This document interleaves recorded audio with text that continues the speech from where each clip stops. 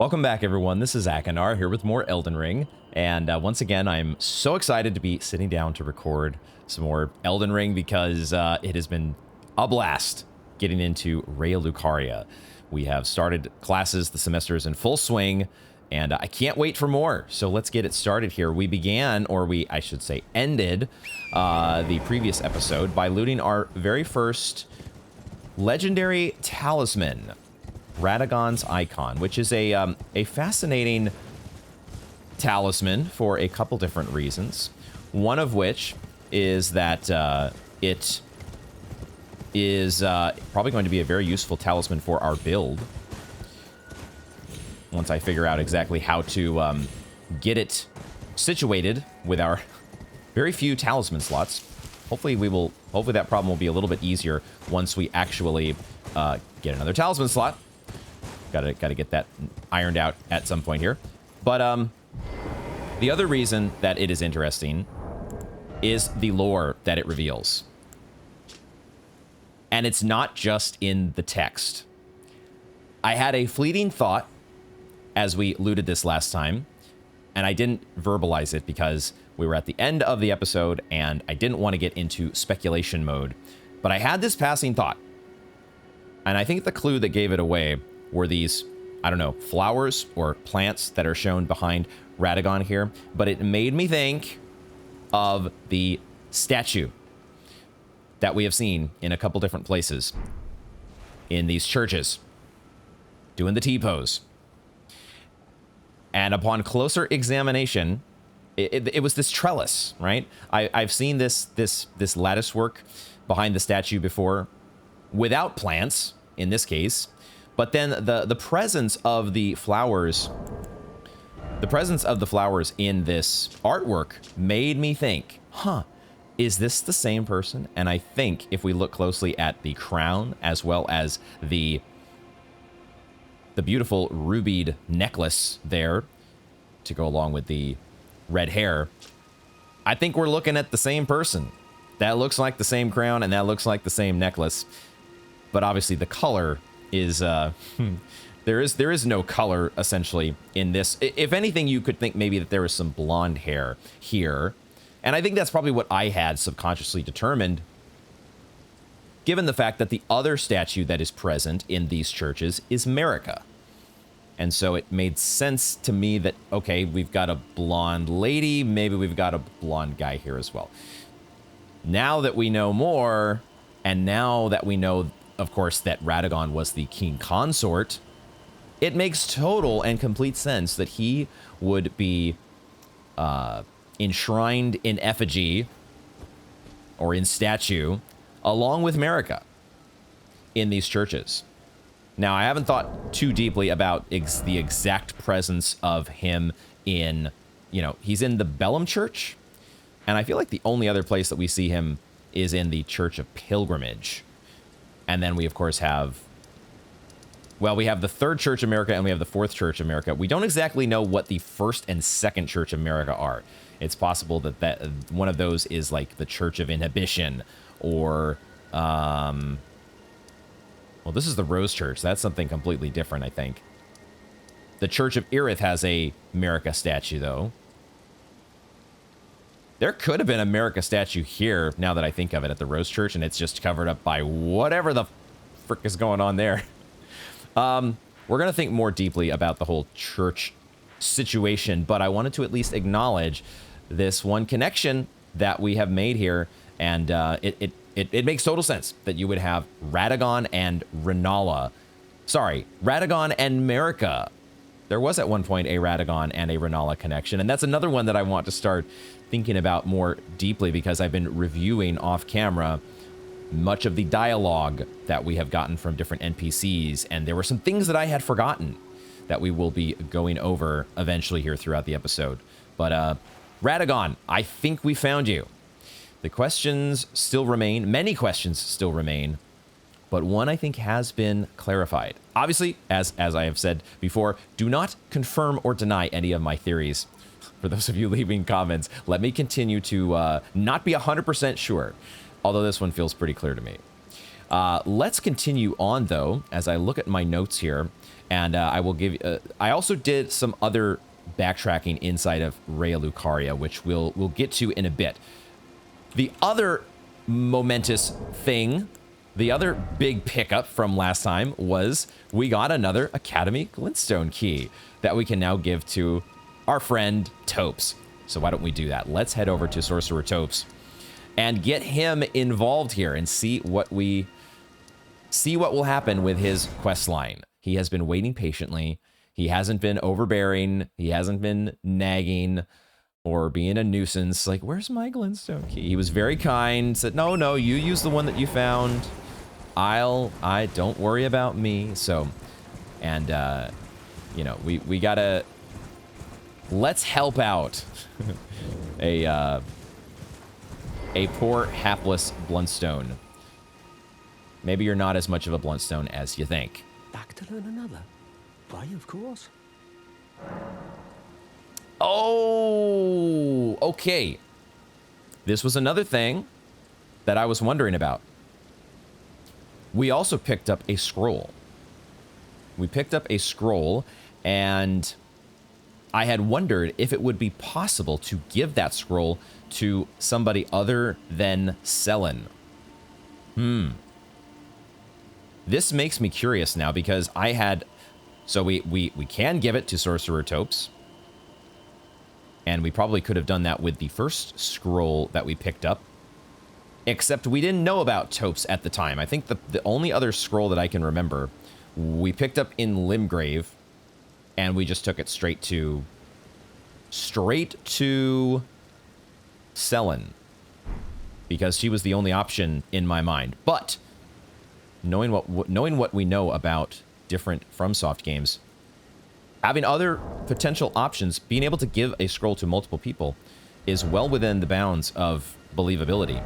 With that knowledge, let's quickly go to the Hold and see if we could do the same thing with Roger. Roger is the other vendor. The other person who has been a vendor for us. Good to see you safe. So, what do you need? A vendor when it comes to sorceries. However, he does not have the ability. He does not, we can't give him the scroll. I'm presuming that we could still give the scroll to Selen just as we would.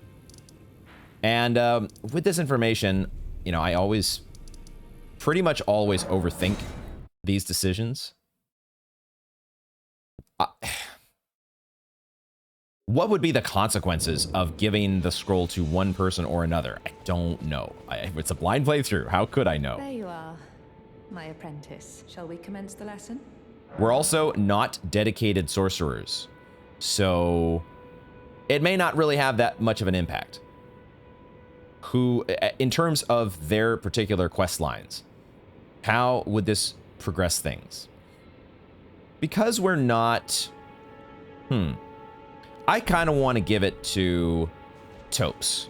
I mean, I'm feeling in a generous mood, and I feel like Topes could use the morale boost,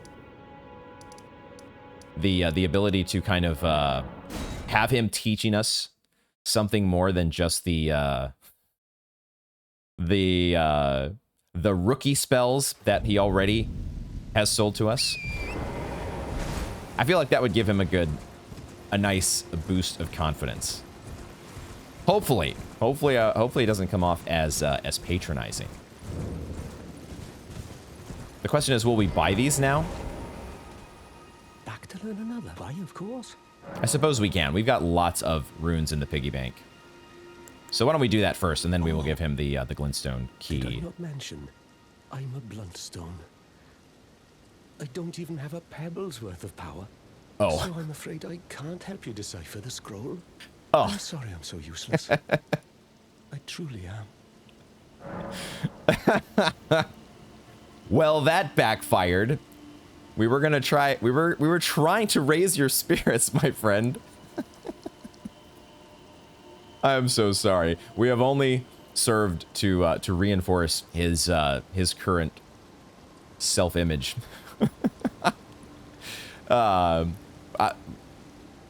There's a book I got for you. Let me. we got him this scroll, and it didn't turn out so well. Let's find him the scroll. No more Mr. Blundstone. Give the Academy Glintstone key. Let's go ahead and do that then, since it does appear we did not have a choice after all. The scroll is going to go to Selen, as maybe it only can. But we have a Glintstone key for you. Are you certain? You're willing to give your Glintstone key to me? My, oh my. Thank you.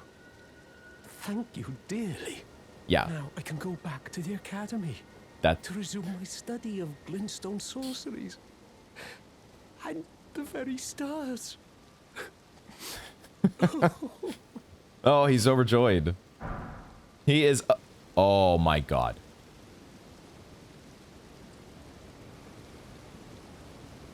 Oh no. Oh no. Was I kind of right? Was I kind of right about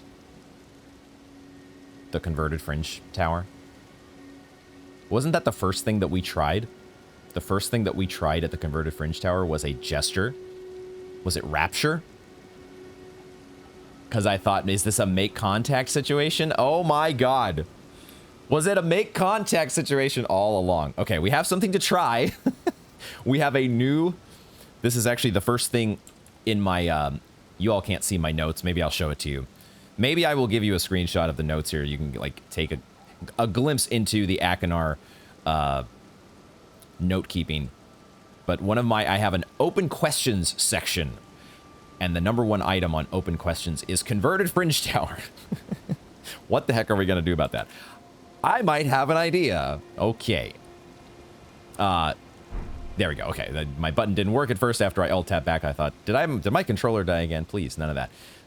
Topes has been, speaking of rapture, my dude has been, he is all of a sudden, oh man, he is so...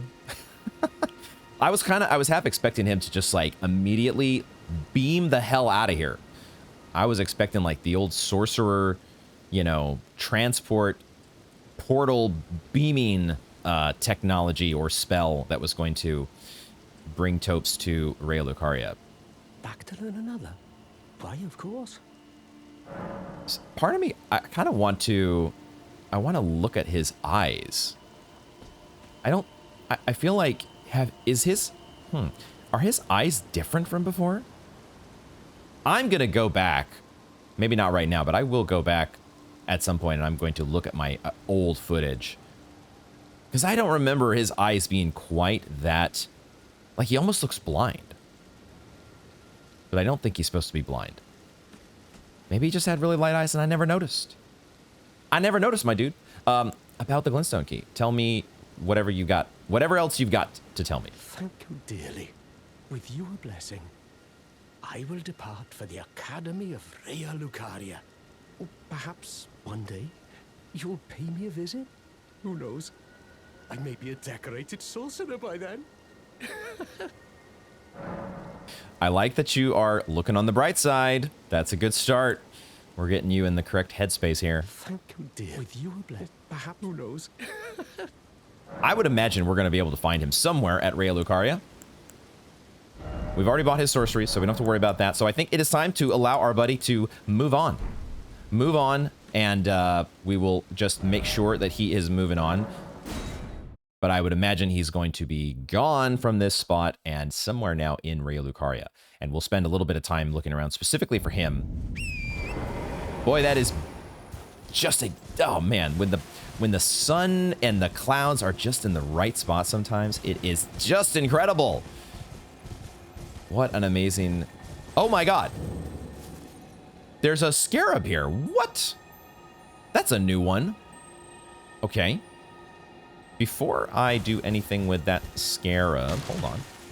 Just a second here. Topes didn't turn into a scarab, did he?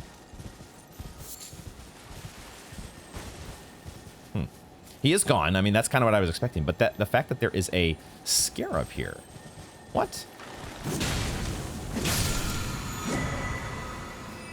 He left us a spell. Topes Barrier, Ash of War. Grants the magic affinity to... It's a shield spell. Or a shield art.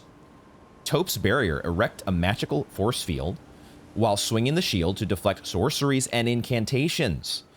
Can also be used in the same way as a regular parry. This is the second spell or Ash of War that we've seen like this. I don't know if we have... We do have it. The Storm Wall. This is the other one, except it deflects arrows and physical projectiles. And now we have one to do the same thing for sorceries and incantations.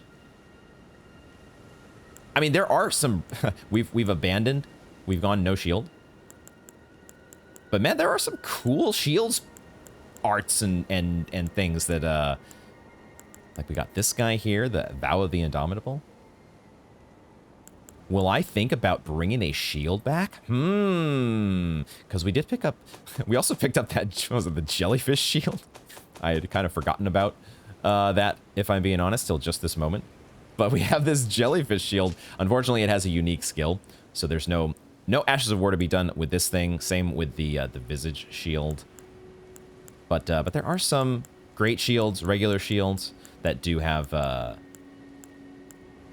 like this one here actually is a regular skill. Shield of the Guilty. Okay. Interesting. So, it does... the presence of that scarab does make me curious to backtrack in some other locations where, I don't know. I have been thinking about just doing a general backtracking session, perhaps after we maybe feel like we have wrapped up Rea Lucaria and perhaps the Carian Manor as well.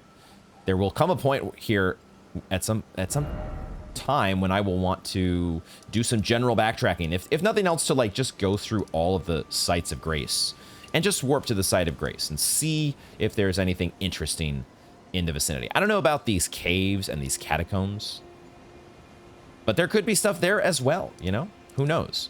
The Murkwater Cave? Is there something... Let's actually go there real quick. Not to... this is another thing we need to look a little more closely at. The enemy, which I have not known... I still don't know exactly what to call them, but I have maybe a theory, and we'll talk about that at some point today. This was not in my plan. I was not planning on going back into Hatch's Cave, but it just made me, for the heck of it, decide to you know, you never know what you're gonna find in backtracking. So we may do that more thoroughly at some point, probably off camera. I will be doing that. What is this over here? What is this? Is this that little outcropping that I didn't know how to get to? That's still an open question. Maybe I should add that to the open questions list. Open questions. We need to go to the converted Fringe Tower. We now have perhaps an answer. We may have finally gained... We have literally gained erudition. I probably use that word. I probably use the word literally. I probably use it incorrectly, like a lot of people do. It's just one of these words that is in the popular vocabulary, and it does get used incorrectly all the time, and I'm sure I am guilty of that as well. But in this case, I think it is correct to say we have literally gained erudition. The only question is this the required erudition that can light the way? How could it not be? This has to be it, right? How could it not? Rapture is still one of the options that we have left. It makes sense to replace that on our gesture action bar and try it out.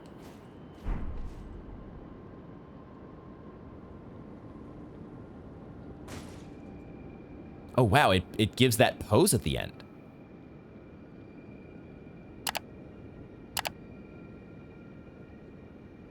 Now, if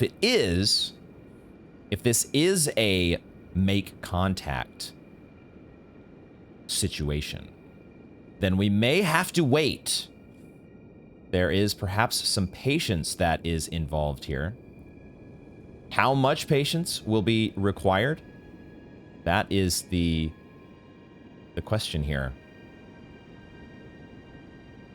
Also, am I in the right spot? It makes sense to me that standing on or near the message and trying to make contact right in front of the statue. That would make sense if this were the thing that we're supposed to do.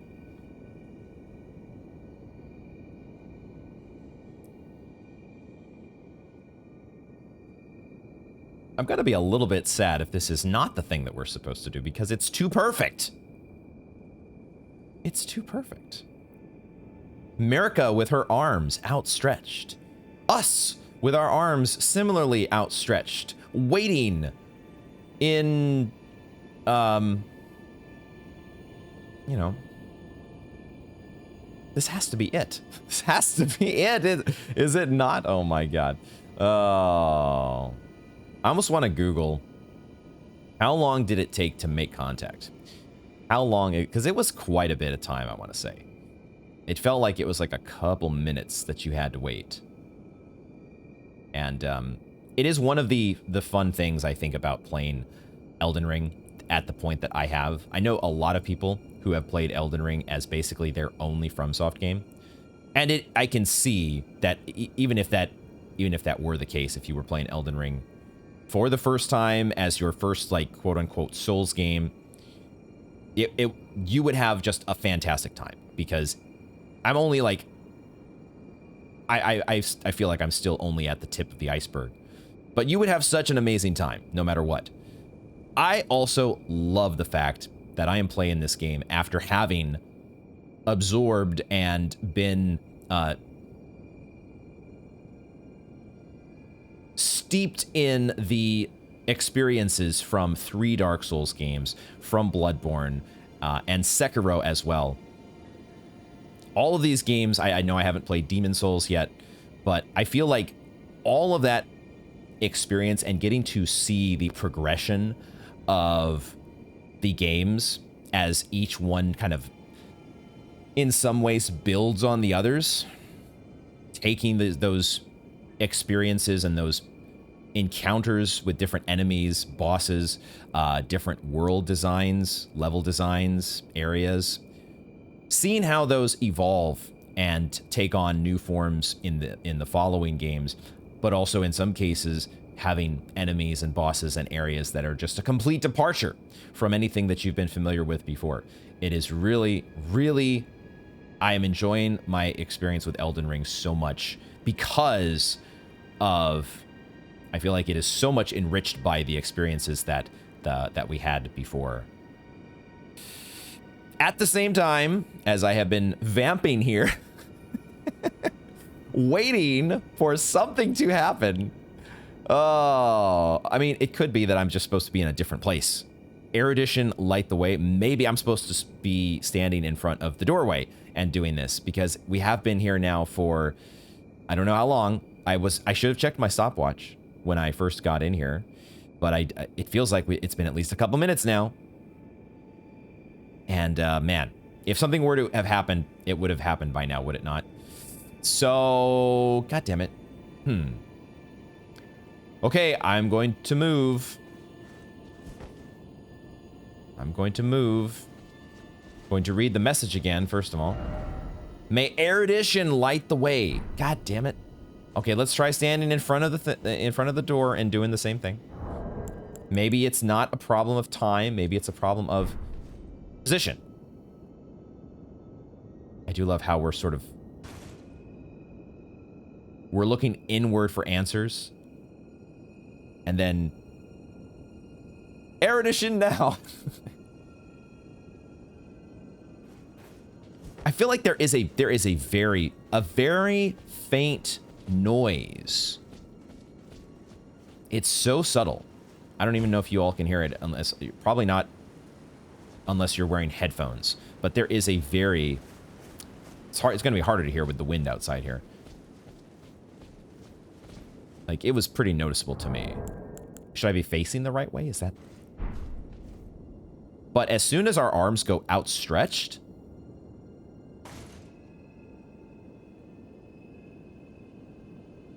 there's like this, what kind of noise is it? it's so subtle, and it gets overwhelmed very easily by the music. Man. Well, gosh dang it. Why does that not work? Why does that not work? Okay, well. That's very disheartening because, man, that's just too perfect. Erudition, light the way. I have literal erudition. How could that not be what we're supposed to do? Okay, we need more. We don't have enough erudition. It's just, we're not there yet. Clearly, Fresh Brain still has some work to do. We have given the key to our friend Topes. Let's go give the scroll to Selen. And maybe buy some new sorceries. We'll see. But we're going to at least turn in this new scroll. If I can remember where we're going here. To the Waypoint Ruins we go. We will shake off the disappointment of not solving the converted Fringe Tower. And we will... Whoops. I wanted to just, once again, check the scroll that we picked up last time. Give it another look here real quick. Yeah. It is just a Conspectus scroll. It doesn't say exactly which Conspectus, but the Glintstone, Comet Shard, and the Star Shower. Let's see if Selen reacts to this in any way, other than a very standard reaction. Is that a scroll? Takes me back to my academy days. Very well. This is sorcery with which I'm not entirely unfamiliar. I'll be sure to incorporate it into one of your lessons. Never lose that inquisitive spirit, my apprentice. I think that is exactly the same thing that she said previously when we gave her the first scroll. 10,000 and 12,000. Okay, well, that certainly gives me a way to spend my runes. Maybe I'll go ahead and do that, actually. I needed a way to spend my runes, and I was just going to pop some runes and level up. But if we're continuing with the collectionist theory or hypothesis that collecting all of the spells from a vendor may progress their quest line, then let's just keep doing that. Even if we're not using the sorceries just yet, let's keep going down that road. Who knows? Who knows when we will get some progression with Selen. If I had to guess, if we are going to have progression with Selen, the next time it would happen would be in response to us making our way into Celia, the town of sorcery. There you are. Shall we commence? Okay, so nothing progressing just yet. Selen is staying put. We'll keep things with Selen on the back burner until maybe the town of sorcery has been explored in more detail. There it is, Celia, town of sorcery. There may be some stuff that happens before. We might, once we actually finish Raya Lucaria, there might be some progression there. We have a sending gate. That's what I have on the map here. We have a sending gate that we need to check eventually. Let's head back first to the main academy gate. Let me just double check my notes here. There was something that I wanted to do back at the hold.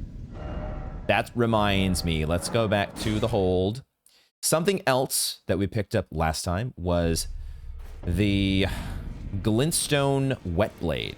I'm just going to quickly check again with Rajer. Just to, I don't know. Always good to see. Son. I'm maybe being a little bit too thorough here, but I just want to make sure that we're not missing any new dialogue options. We're going to talk more about Rajer as well as and some of the things. I think maybe he has had perhaps the most significant dialogue in the entire game. And I was reviewing it off camera, and I do want to talk about it eventually. Well, I took you for no matter, it's lay out your arms. Talk about it again, that is. But I wanted to come here first to Smithing Master Hugh and just check and see.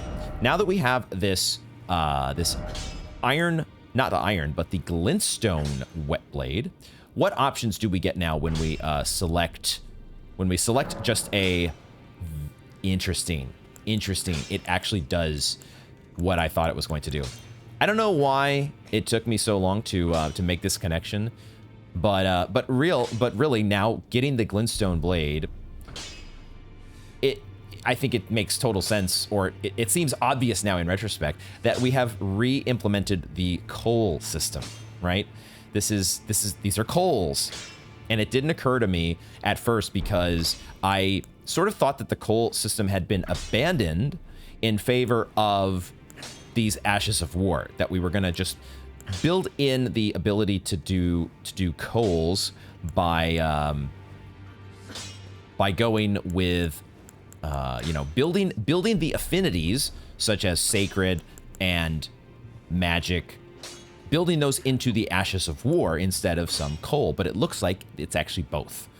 Not only could you get the affinity that you want from a specific Ash of War, but if you have the right wet blade, you can just, add it yourself.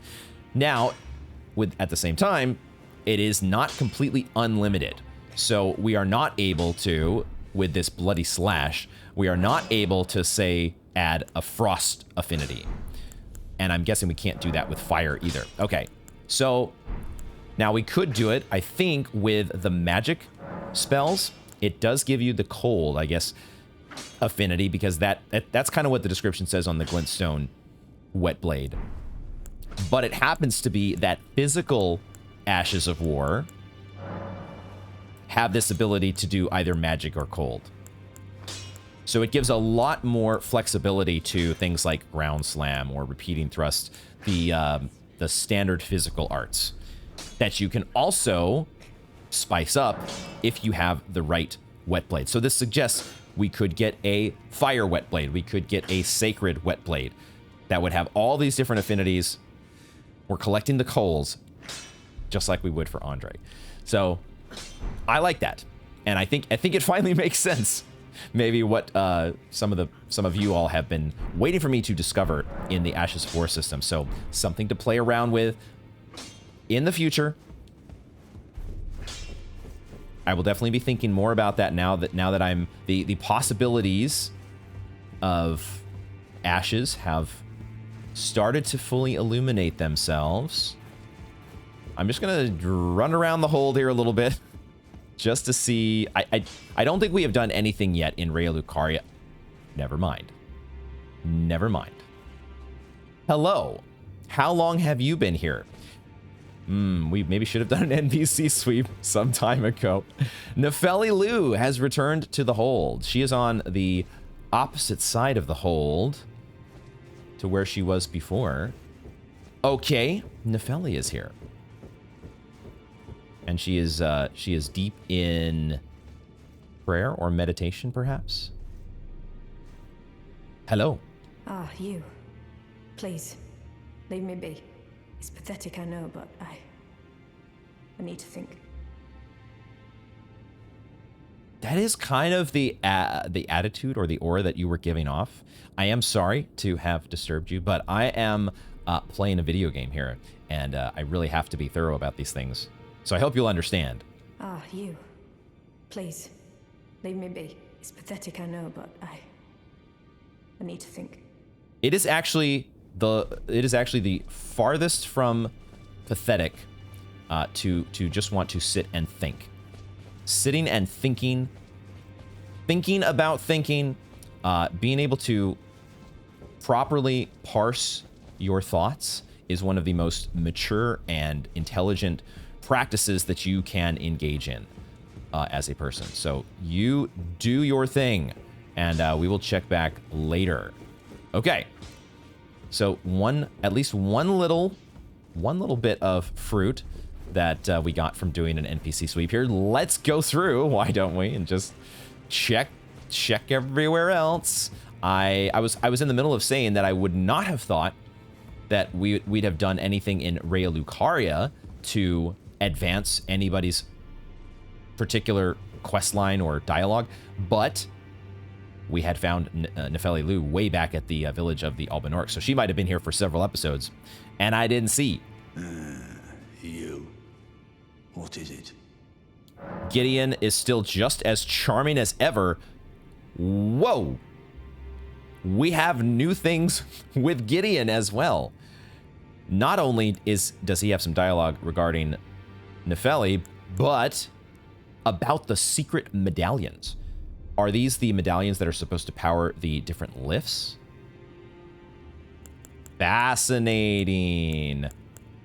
Fascinating. Okay, let's talk first about Nefeli, actually.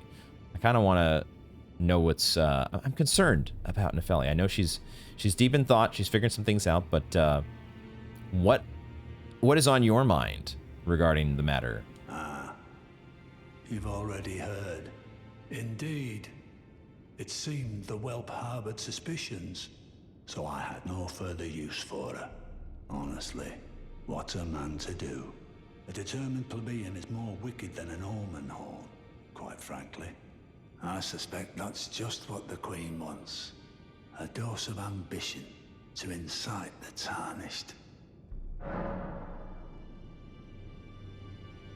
What?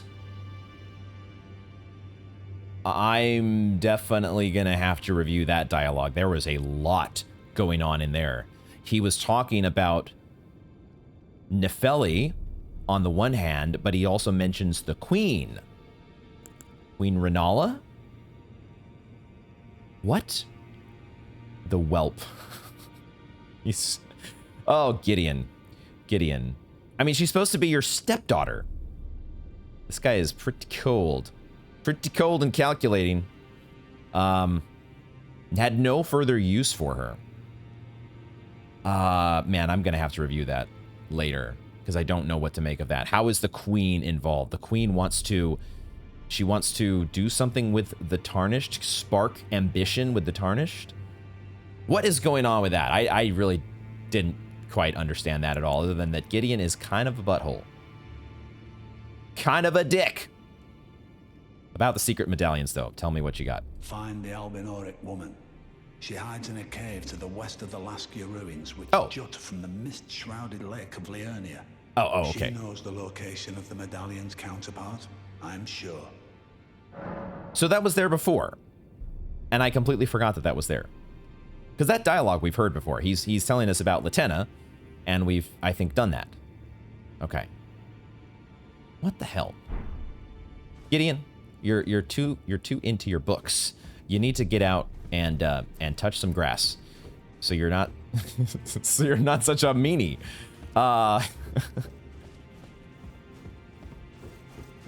Dung Eater, can you I really am not expecting you to really lighten the mood here by any stretch. I asked you not to disturb me. Be thankful of the whole serenity. It is all the... Okay. Everybody is mad or stewing or depressed. This hold is such a fun place to hang out, let me just tell you. And if you're not deep into depression, then you are deep in death. Knee deep in death. No wonder Corin left. Corin's like, dude, I gotta get out of this place. I'm losing it. Y'all are just major downers here. Oh my god, the two fingers. I mean, I can only imagine the smell. That's really why they had these doors closed. Let's be honest. The smell emanating from this part of the hold, I'm sure, is no wonder this place is just such a bundle of joy. Why don't we spend the rest of our runes here and level up some ashes? Or we could go buy some stuff. Actually, let's do that. I have some... We'll just level up some. It's fine. It's fine. We'll level up spirits. There's plenty of things that I want to buy from vendors at some point. Why don't we level up? Do we want to level up Stormhawk Dean with our one Ghost Glovewort 3? I'm not sure I want to do that just yet. I think I want to just spend the let's spend our let's see. We have plenty of Grave Glovewort 3. We can level up the Warhawk. And then we can do, we have 1,800 left. We can do, the Twin Sage is pretty expensive. We could try out the Twin Sage. And we'll just top everybody off here. Just all the Rhea Lucaria people, we'll get them, this guy, we're never going to use this. Why am I wasting Why am I wasting my Grave Glove Ward on the guys that I'm never going to use? Because I have this compulsion that I want to spend my runes right now. I'm not going to do that last one. 119 runes is no big deal. The reason that I want to spend my runes is we have a couple options to... we have a couple things that we need to check out back at Raya Lucaria. I think that's basically the housekeeping that I wanted to do. We really need to spend a little bit of time looking for Sorcerer Topes. That, I think, is the first course of business. Let's head back to... Interesting that this main Academy gate is not counted under Raya Lucaria. Even though it's inside of the these warp gates, it's, I think, still counted as one of the... It's one of the sending gates in Liurnia. We're going to check for Sorcerer Topes. I have no idea where this guy could be. It's probably much more likely that he's going to be inside Raya Lucaria somewhere. He might be in the classroom. The classroom could be a good place to check. He's probably not going to be down here by the isolated merchant. Probably not really worthwhile going back down here.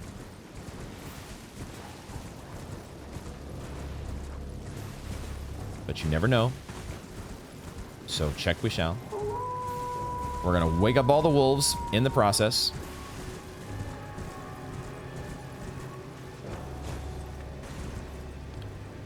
I really couldn't imagine... I couldn't imagine Sorcerer Topes hanging out with the Isolated Merchant. That's just not where... That's not where he would be going. So, okay, we're out of combat now. Why don't we check at the classroom? Because if... even if Topes is not in the classroom...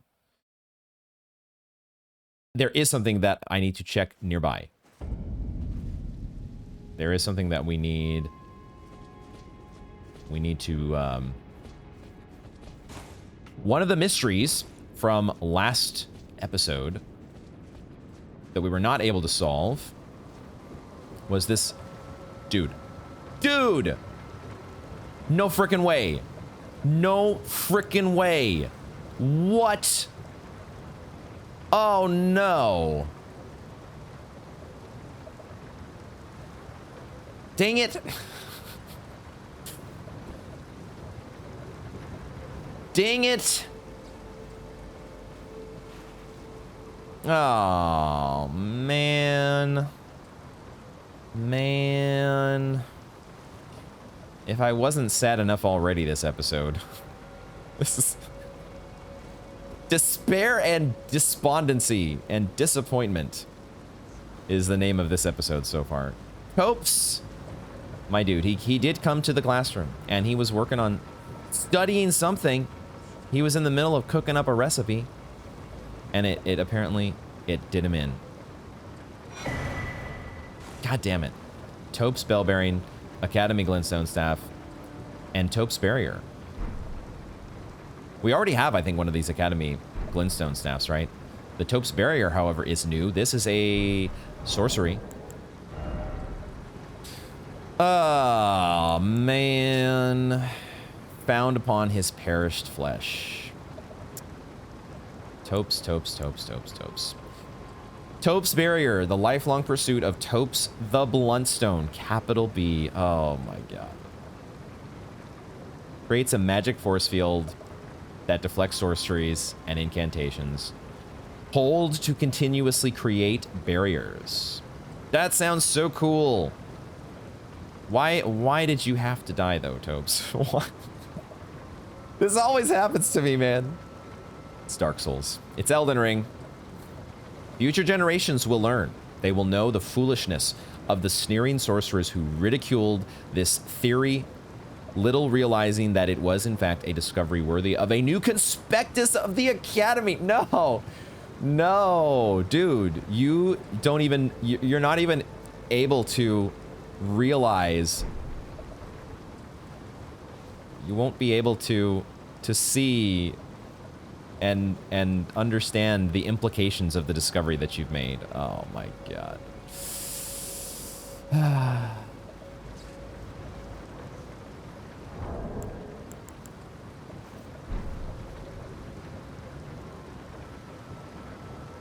He had the erudition, though. He had the erudition. And I suppose that's all we can say. That's... I'm seriously depressed now, guys. I'm not showing it. I'm putting on a brave face. But right now, I just want to go and crawl into a corner and cry my eyes out because this episode is making me so sad. Oh my gosh. Well, Jesus Christ. The show must go on. The show must go on. Ugh. What a heartbreaker. What a heartbreaker. What I was gonna say... this is where we wrap up the episode, folks. This is it. This is where we're gonna wrap up this installment. Because I can't go on. I don't even care. I don't even give a shit about whatever this freaking item is. I could care less. I didn't even really know the guy that well. But I didn't want to see the poor guy. I was not looking for that. Why did it have to be that way? We instantly break his guard with that puny little shield of his. What I was meaning to do by coming back to the classroom is something that a mistake that I was making last time going through Rea Lucaria, and that seemed so obvious to me in retrospect as I was looking at my footage was, yo, why was I not looking over the dang balconies? I think I must have slipped back into Bloodborne / Dark Souls mentality where, you know, this sort of a fence, this sort of a balcony barrier, the railing would be an impassable. Never in your life would you be able to get over this barrier. Except we're now playing Elden Ring. And we can jump. Jumping is a thing. Oh my god. If only we could have taught... If only we could have taught our poor, friendly Bluntstone how to jump. Then maybe everything could have been a-okay. And we would have not had to suffer this silly science death. Falling here from above. Really a fall that we probably should be able to survive, but you know. You can't have everything, even in Elden Ring. But we can have... I think what we're gonna do now that we know that that legendary items are going to be a recurring thing. It wasn't just a one-time pickup with the mix or the Flask of Wondrous Physic. I think it makes sense to apply a rarity to these different items. The ones that have the purple glow, we might start calling these epics, because I played World of Warcraft, and if legendaries are orange, then purples are epic, right? And maybe we'll call the rares or the uncommons. Maybe, I don't know. We'll figure out the rarity naming conventions here when it comes to loot. But we have an Olivinous glintstone crown. We have so many different stone crowns. We have a whole... There might be an entire collection. We saw, what, 6 different unique paintings in the debate parlor? There might be 6 different... We have 3 of them so far. There might be 6 different stone crowns. Twin Sage, Corolos, and now Olivinous. Increases intelligence to the detriment of HP.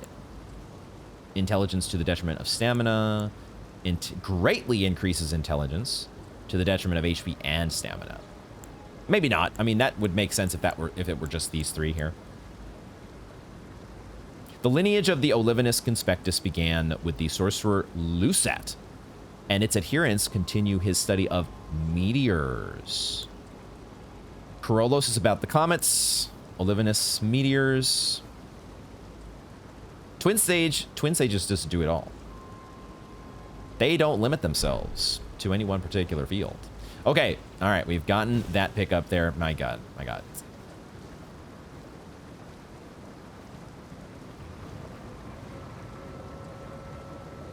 Life goes on. Life goes on. We wish you the best wherever you are. Our buddy Topes. Checking my notes here. to figure out what we're doing next. I think what we need to do next is there is a part of the rooftops that remains a mystery to me.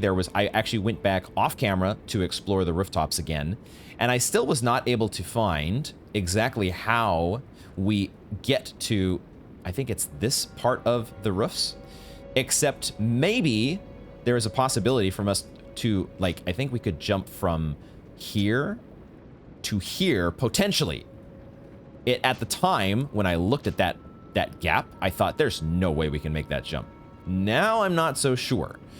However, the other possibility in Elden Ring about reaching places that you seemingly cannot reach at the moment are sending gates. So I think we need to explore the sending gate possibility first before we take any, before we engage in any silly science.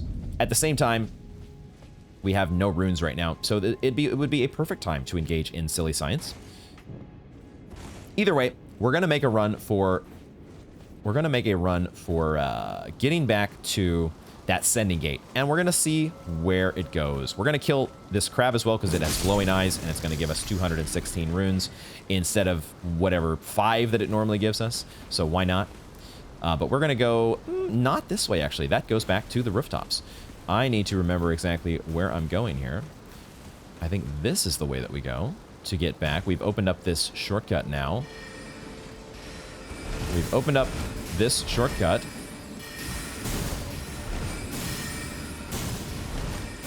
Did I jump over that sorcery? I thought for sure that thing was going to hit me.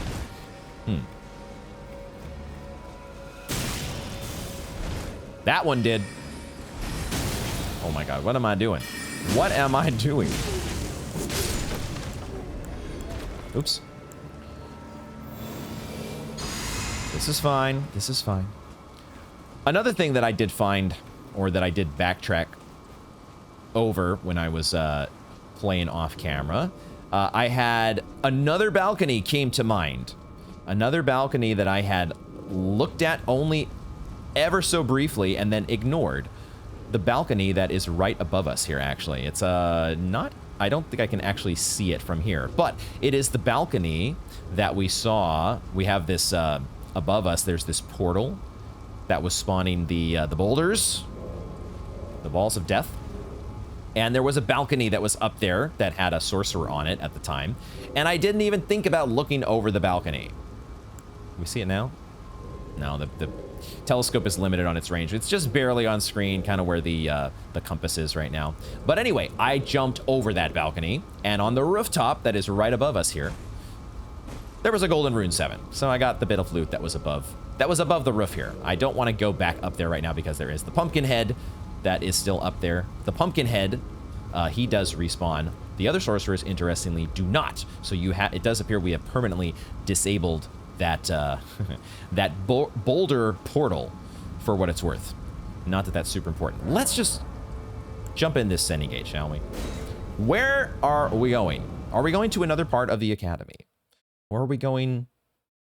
Who the hell knows where? I feel like there are infinite possibilities.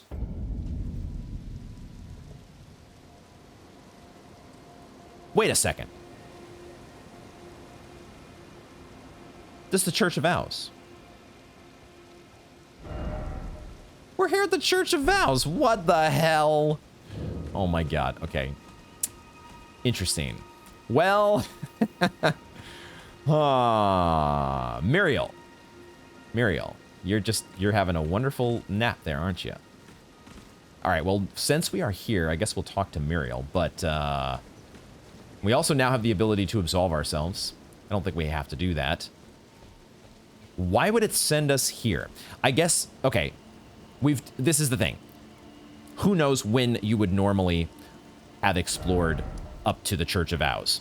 In somebody else's playthrough. I almost said a normal playthrough, but what really is there in Elden Ring? What is considered a normal playthrough? It's definitely not mine, though, I think. Either way, okay, we can take this sending gate off here now. That's interesting. It does actually, it's like very close in proximity to the Church of Vows. And we know that the Church of Vows, I mean, theoretically, this is where Rennala and Radagon would have been married, right? I think actually it, probably not theoretically, it probably is. Like, this is the guy that did the ceremony, right? He knows all about it. Radagon and Rennala. Greetings. Do you need anything? Ooh. There is a Celestial Dew reaction. So we should definitely do that. There's some stuff to buy from him as well. We need to buy all the things eventually. What you got to say about the dew? Do you possess any celestial dew? Then I would like to share my knowledge with you concerning the miracle of this Church of Vows. Radagon once cleansed himself with celestial dew, repented his territorial aggressions, and swore his love to Rennala. The Order of the Erdtree and the fate of the moon were conjoined, and all the wounds of war forgiven. This miracle blesses the Church to this day, and so you need only follow Radagon's example to restore any bond, however strained or severed, to its rightful state of harmony. That's pretty cool that you give. I like how they're giving what feels like more substantive lore to things that, mechanics that we have seen before in previous FromSoft games, whether it be invasions or absolution. In this game, it felt like whatever lore was present in the Dark Souls games was very, I don't know, it felt very disconnected. Was Velka, I think, the god that was associated with the absolution? Like, Velka always felt like this thing that was just an afterthought when it came to the overall story of Dark Souls. But in this case, Radagon, I mean, goddamn, one of the most central characters that we know about so far.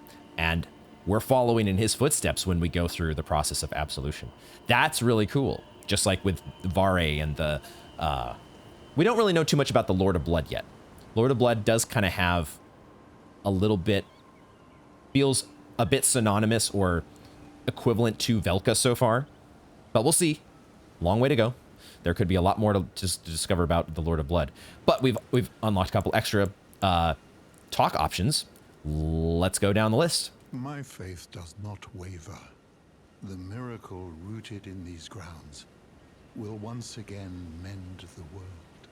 And this time, its bounty will not be squandered. If you would be Elden Lord, tarnished, I hope that you too will share my faith. Hopes that the bounty will not be squandered. We still don't know exactly why Radagon laid down his arms. When he came in to battle, let me see if I can pull up Muriel's previous dialogue. When he fought, he was a great champion, possessed of flowing red locks. He came to these lands at the head of a great golden host when he met Lady Rennala in battle. He soon repented his territorial aggressions, though, and became husband to the Carian Queen. Why did he repent his territorial aggressions? Is it just because he got his ass whooped in battle? Is it as simple as that? Or did he have, like, some other epiphany or something? Or was there some other, you know, was... Because we know eventually he went on to marry...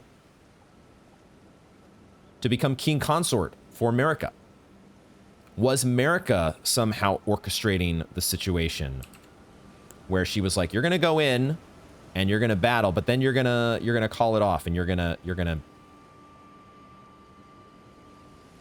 become betrothed, have exchange vows with Rennala. Who knows exactly what palace, how the palace intrigue is all connected, but that's why we're trying to figure it all out here. To experience the miracle, kneel in the basin at the back and cleanse yourself with celestial dew. Absolution will be yours. Any bond, no matter how strained or even severed, will be put to rights. Okay. I don't... We may want to do that, even if we don't have anything that we need absolution for, because it's possible that it would, I don't know, progress Muriel's dialogue or quest line or whatever may be the case, or it may progress something else with somebody else. Who knows in Elden Ring what the hell might be going on? But because this is probably an item that we're going to get more of, well, if it's an item, if the dew is an item we're going to get more of, then it might make sense. Let's just go ahead and absolve ourselves, even if we don't need to, just to see what it does.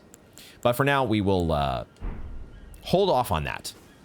It's very interesting, though, that the warp gate, the sending gate, brings us back here. I mean, we were just here last, I think this is where we started last episode, isn't it? So, I mean, I really... Sometimes I look at, when I think about the fact that I started last episode here, it makes me like, huh, how suspicious is that to people who think that this is not a blind playthrough?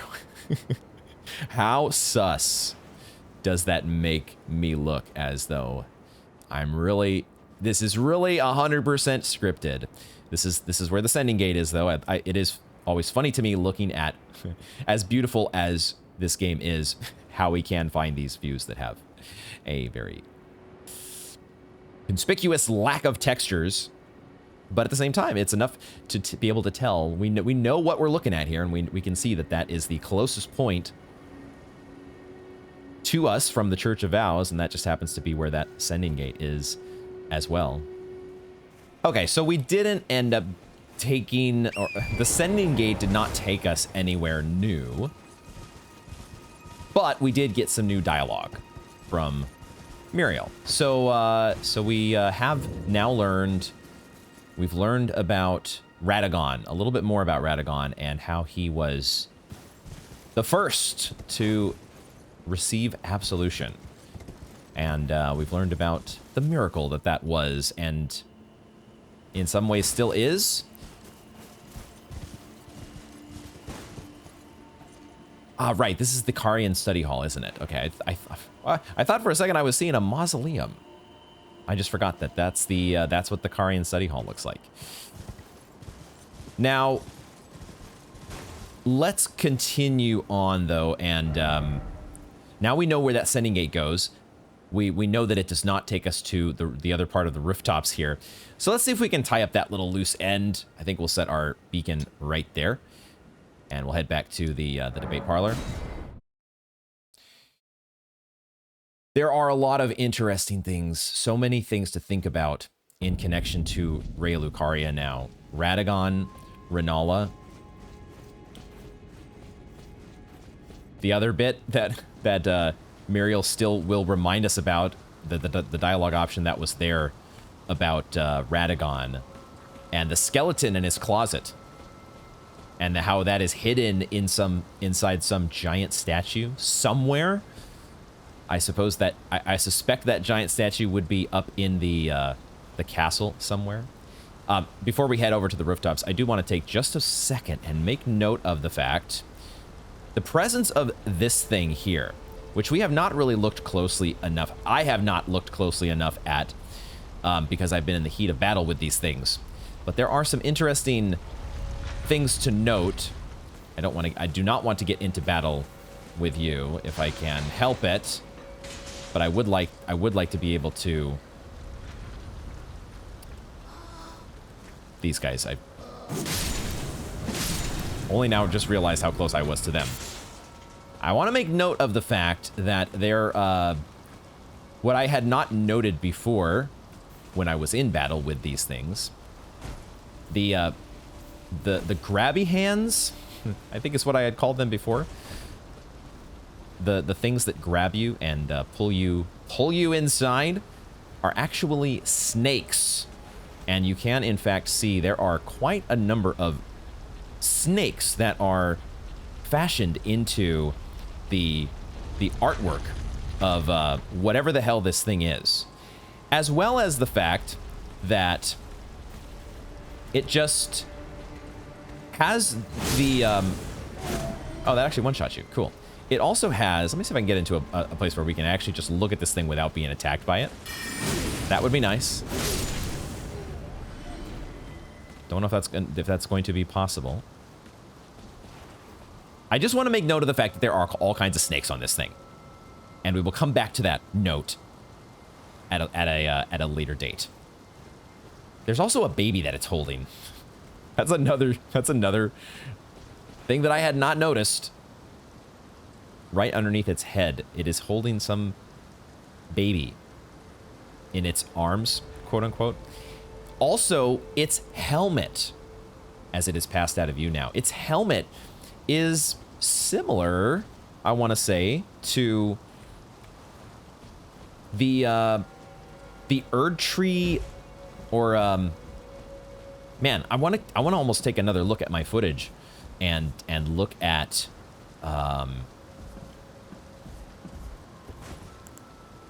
what is the Tree Guardian? Is it the Tree Guardian? Basically the first mini boss in the game. What the hell was that thing called? It killed me so many times. You'd think I would have this seared into my memory. It's not just the Tree Guardians, though.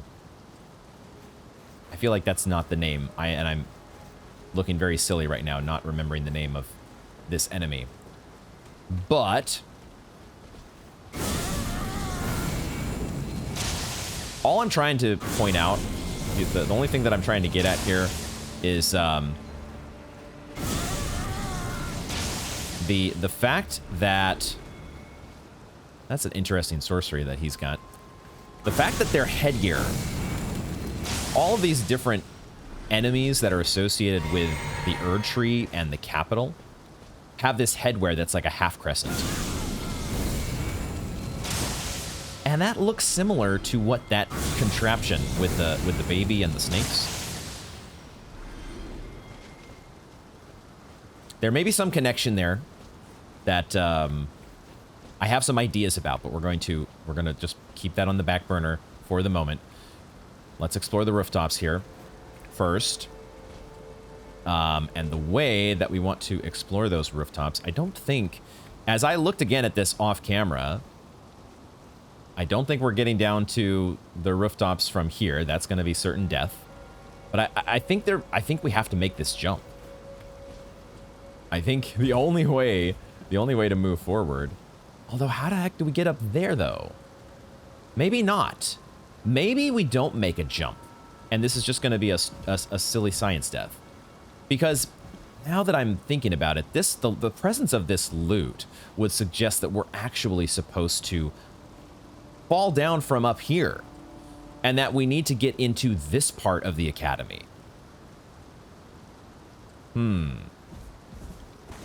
Okay, I'm still going to take the silly science death, because I just want to see, is there any world where I could ever make that jump? I don't think so. I think my initial suspicion that I cannot make this jump is correct. But I actually come closer than I would have thought. Okay. Okay. Silly science death achieved. There's more to the academy that we need to explore. That is what I am determining here, because it's really that loot that's on that roof that otherwise even if we made that jump, how was I going to get up to where that piece of loot was? We're supposed to somehow navigate through... Somehow, some way, we are meant to navigate through the rest of the academy and get into this bell tower, I think. I think there is a bell up there. And whether by sending gate, it's probably by sending gate. But one way or another, there is a different way to where I was trying to get to.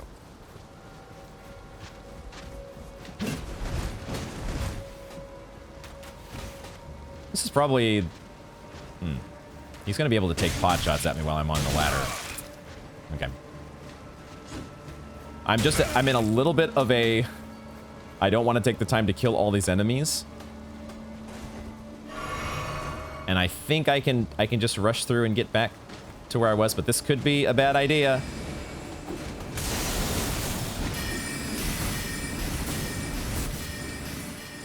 Well, so far doing better than I thought. Doing better than I would have guessed. Ah, there's my runes. Now, can I get out of here, or am I in combat? I am in combat, so we're gonna have to do a little bit of battling against the Avionet. The Avionets, which we have faced very few times up close. Only once really up close. Come on. Come on, where are you at? Where are you at? I know you want some. I know you want some. All right, you are out of here. Get me back to the debate parlor, I think. We're going back to the debate parlor, and hopefully we will find our way back to the rooftops from some other route. I will take the time to take off this beacon. Okay, so I think that leaves us, as I go back to check my notes here, the only thing then that is in front of us is to go beyond where we fought Moongrum. So let's make it back there. We very briefly looked at... We very briefly saw a big set of double doors, which I, at the time, sort of thought could be a boss door, and maybe it still is. But my going theory now... My theory at the moment is that we might finally be meeting Rennala.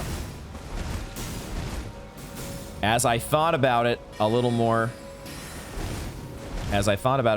closely, it occurred to me that perhaps this is where Rennala has been locked away. We're going to find out momentarily.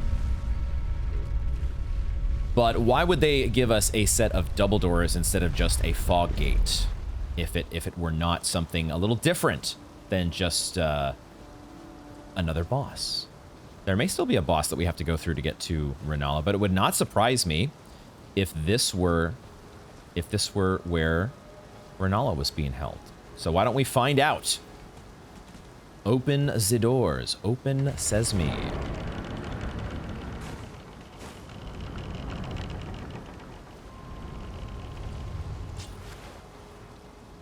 Okay. I noticed the summon icon, the grave, the monument icon that pops up. And so I thought maybe we are being thrown into a boss fight, but not immediately. Okay, look at that. Wait a second. Oh my gosh. Okay, I first saw the Radagon statue, just like we saw at the start of the episode. But I also see somebody above the Radagon statue, and it kind of looks like the lady from the paintings that we've seen. And I'm wondering if that is actually just Rennala. But the presence of the monument icon also makes me think this is going to be a fight.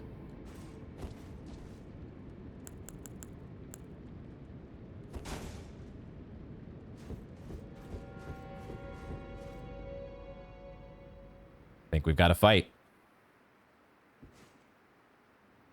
A cutscene, and then maybe a fight. So many books. Oh my god, what?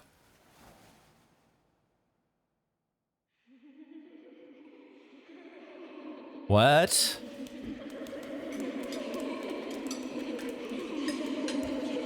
Oh no. What the actual hell?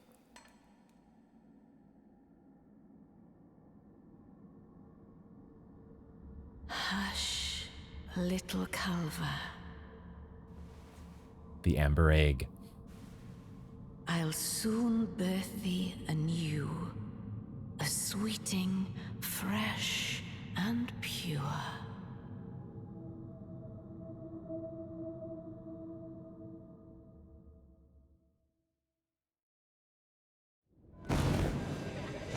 Rennala, Queen of the Full Moon. Oh my god.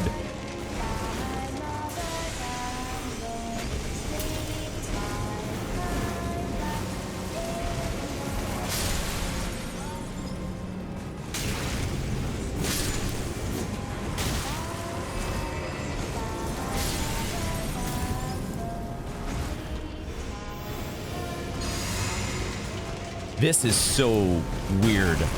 This is so freaking weird. The singing. Sleep tight.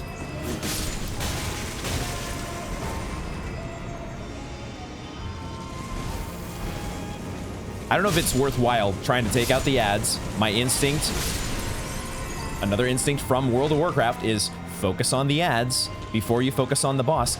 But also, Rennala is in a big bubble, isn't she? And are we even able to target her? The creepy fucking laughter. The fire breathing from the candles, the flying sorceress books that they're attacking us with. This is bizarre as hell. What in the... I don't... It's hilarious in one way. And also so incredibly creepy. I kind of got... Honestly, I got a little bit of a shade, a little bit of a reminder of Mikolash when that first student crawled up to us and looked at us with like the crazy eyes. I was reminded of Mikolash. I don't think I can target Rennala. So right now, I'm not totally sure what we were supposed to do other than we just keep killing students. That's the only thing that I can think of at the moment. But are they respawning? I think they are respawning. There was one that just dropped in from the roof or from the ceiling. So I don't know. This is apparently there is a gimmick here that I am not realizing just yet. So let's see if we can figure this out. I'm usually pretty bad at these gimmick fights, or at least at my tunnel vision is something that gets me in a lot of trouble because I often am so laser focused on the absolute wrong thing. Let's reapply our boon. The trickle heal was actually doing a nice job here in overcoming. Oh my god. Chandeliers are falling? What the fuck? The chandelier just fell right on that one. Okay, are we actually thinning the herd?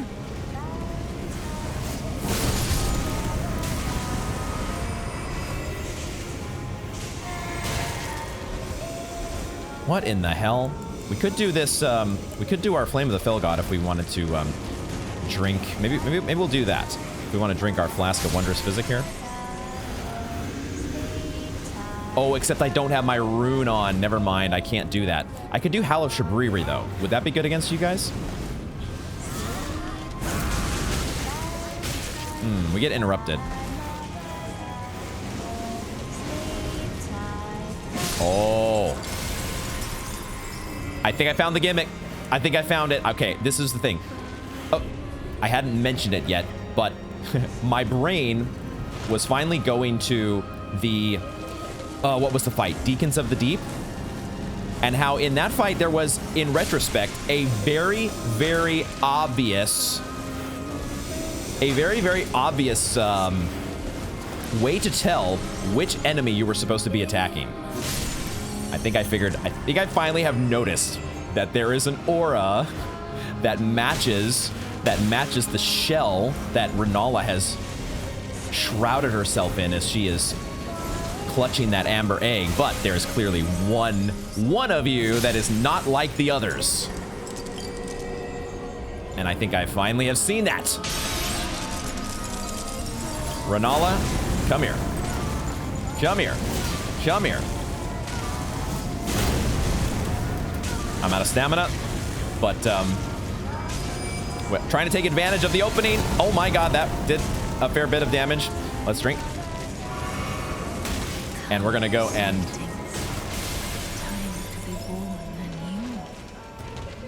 Come, sweetings, time to be born anew. This is so strange. Now, is there anything... It looks like we're doing the same thing as before. I see another person over... I see another person with the aura. Another student. And, Whoa, okay, I was waiting for there to be something new. Oh my god. Those books were a lot bigger than the ones that they've... Holy shit. Okay, I think 3 is the magic number here. Take out 3 of you guys, and then we break, we shatter Rennala, bring her down to earth, and I think we can maybe finish this. Give me that gold pickled foul foot. Oh.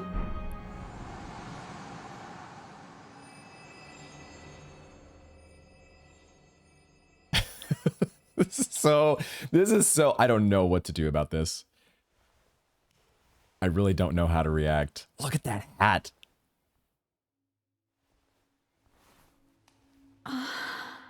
My beloved. Did we shatter the egg? Have no fear. I will hold thee. Patience. Ye Whoa. countless born forever and ever. Oh, what the fuck?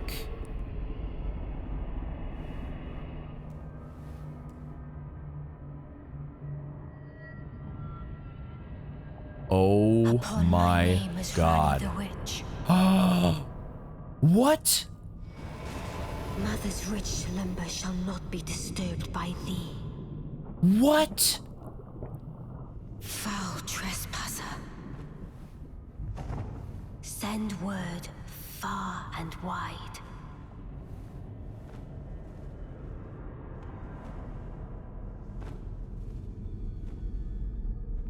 Of the last queen of Caria, Rennala of the full moon. Whoa, dude. And the majesty of the night she conjureth.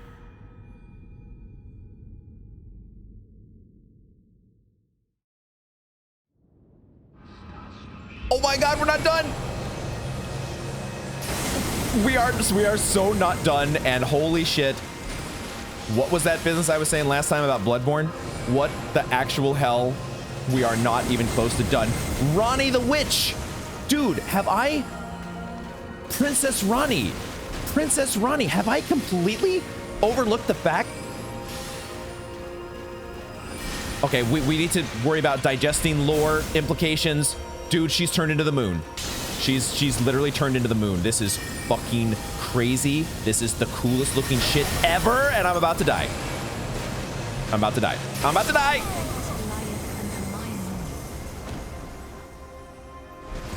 Thy fate lieth under the moon, thy moon, my moon. Oh my god. I am over the moon right now at how freaking amazing that was. What the fuck? Okay. My heart right now. Dude. Guys. I don't know if you know. I don't know if you're aware of this. This game is awesome.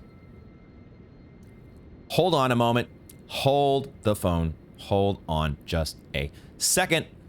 Hold on just a second. I am looking at my notes because I need to look over the people who we have taken notes from throughout the... Okay, wait a second. All right, so this is not quite... I got confused. I need to rewatch that. I really want to rewatch that. And I think that's probably a good idea because what I got confused with for a second, I'm not totally sure here. I started thinking for a second about the witch Rennala. Okay? Rennala is who gave us... She gave us the spirit bell. What the heck is it called? Key items. The bell that I didn't figure out how to use until a long time later. The spirit calling bell. Can only be summoned in the vicinity of a rebirth monument.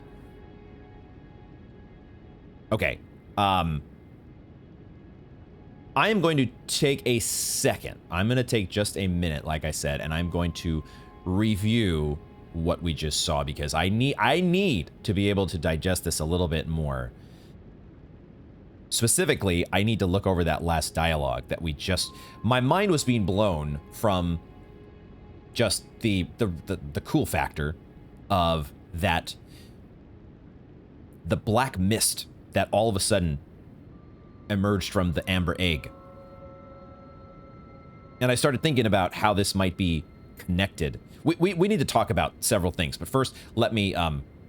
Let's, oh gosh, how do I want to do this? She's right here.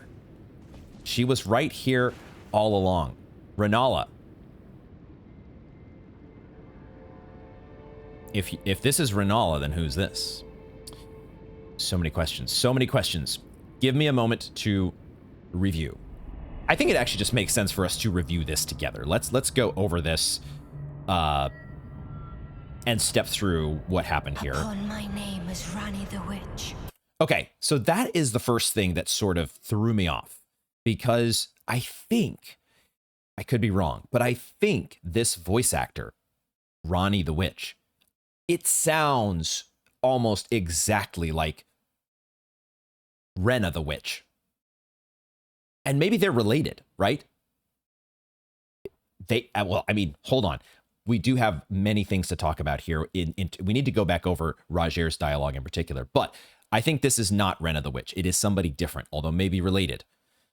Ranni the Witch, Princess Ranni, who, the fact that this black mist, which is very reminiscent of what we saw in the story trailer with what happened to Godwyn,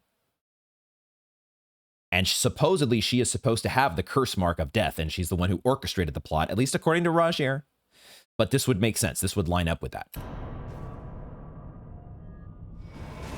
Mother's rich slumber shall not be disturbed by thee. Mother's rich slumber shall not be disturbed by thee. Mother's rich slumber. Now, so... we saw Rennala to the, I maybe can go back just a little bit here. We go back to, yeah, let's go back to this part. My beloved, have no fear. I will hold thee. Patience. So here is Rennala, right? But then we see... So does this mean that Ranni is inside of the egg?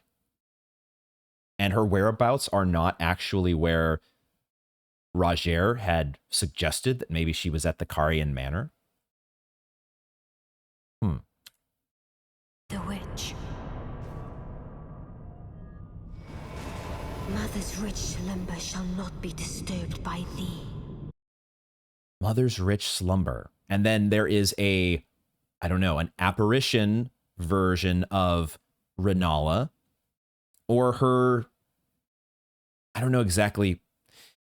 When we got to Foul trespasser, send word far and wide.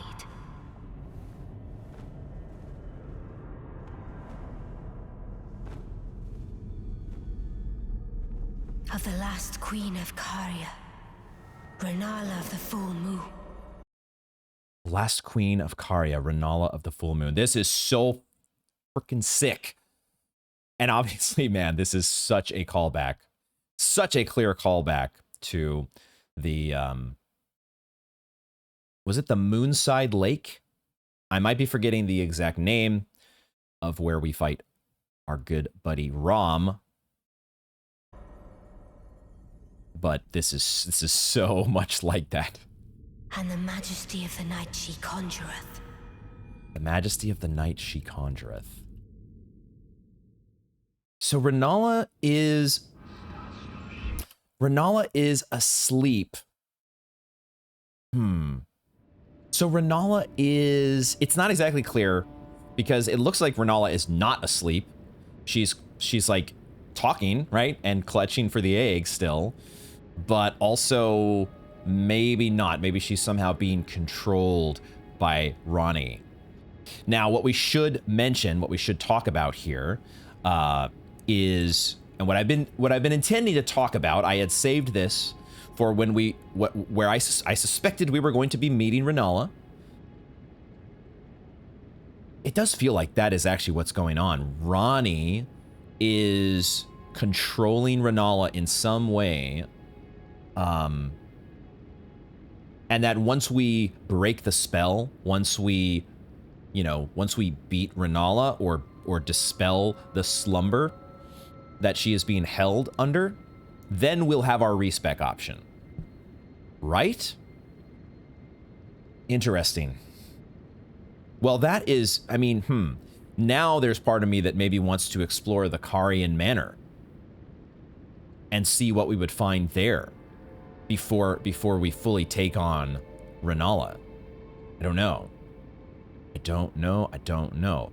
It might be okay to do them in, it might be able to, well, let's not worry about what order we're playing the game in first just yet. Let's talk about Roger's dialogue. So Roger has revealed several important pieces of information.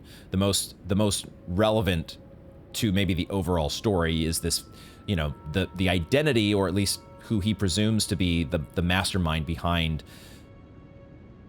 what we see at the beginning of the story trailer.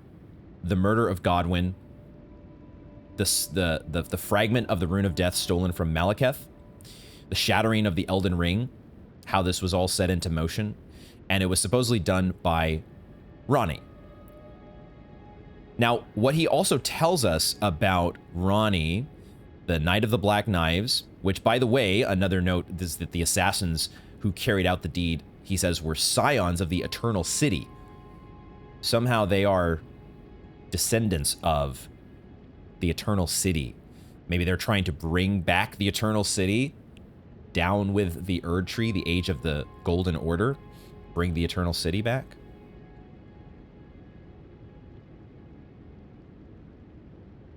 I'm just going through, I'm looking directly at all of Roger's dialogue here and just picking out the parts that are most relevant.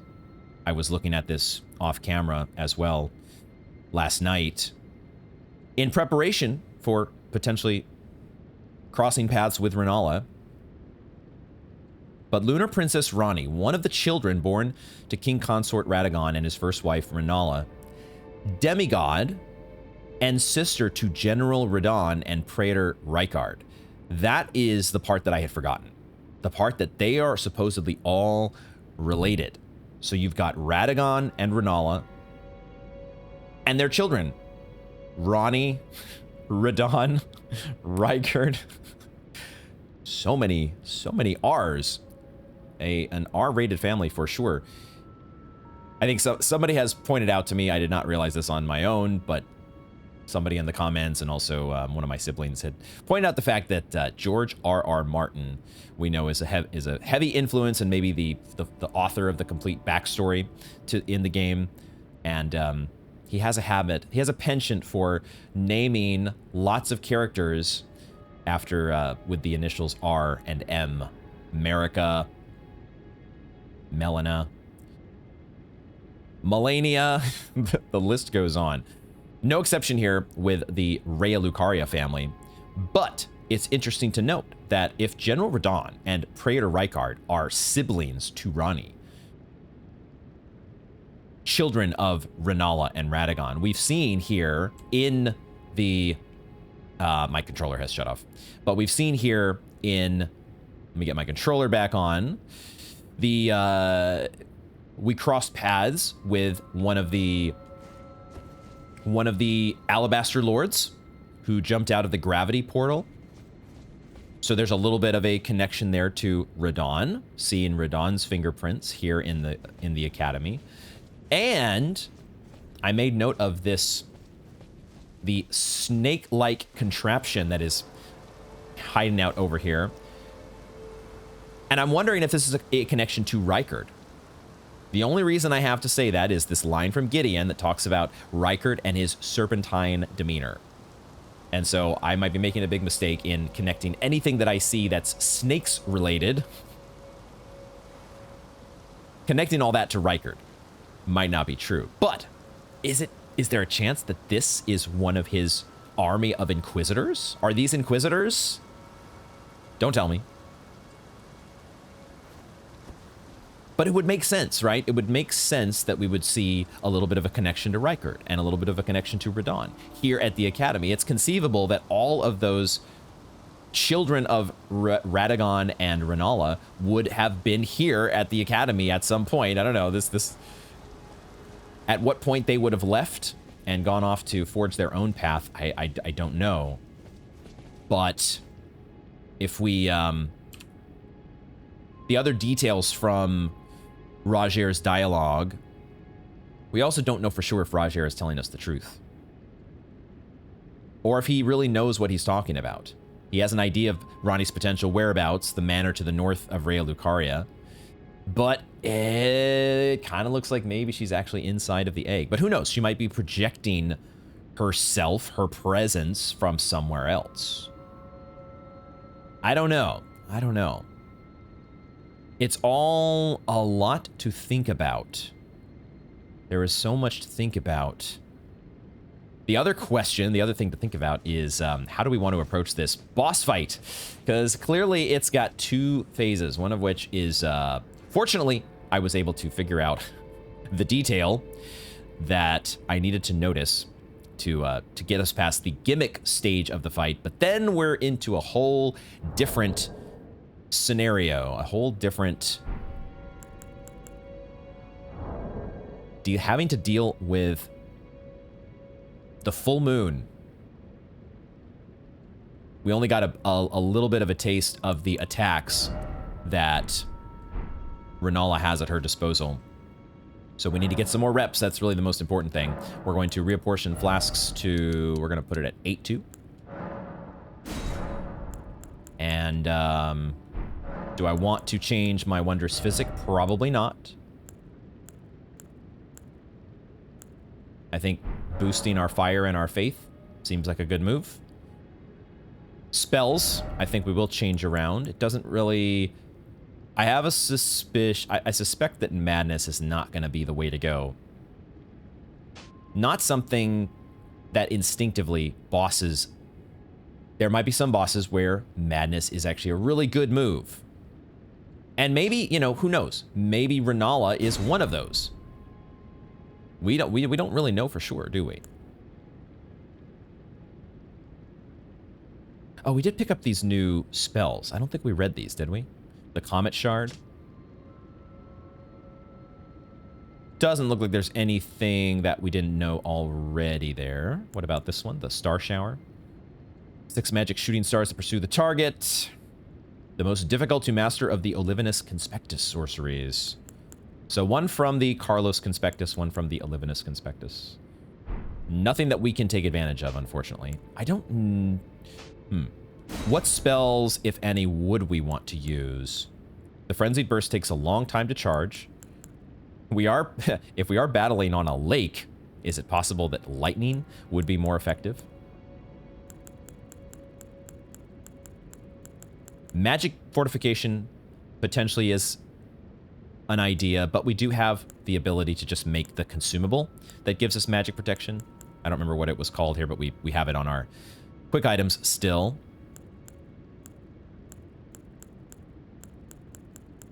I think I'm just going to stick with what we've been doing, where maybe I'll reapply the Trickle Heal, but we'll give this Flame grant me strength and just boost our fire damage.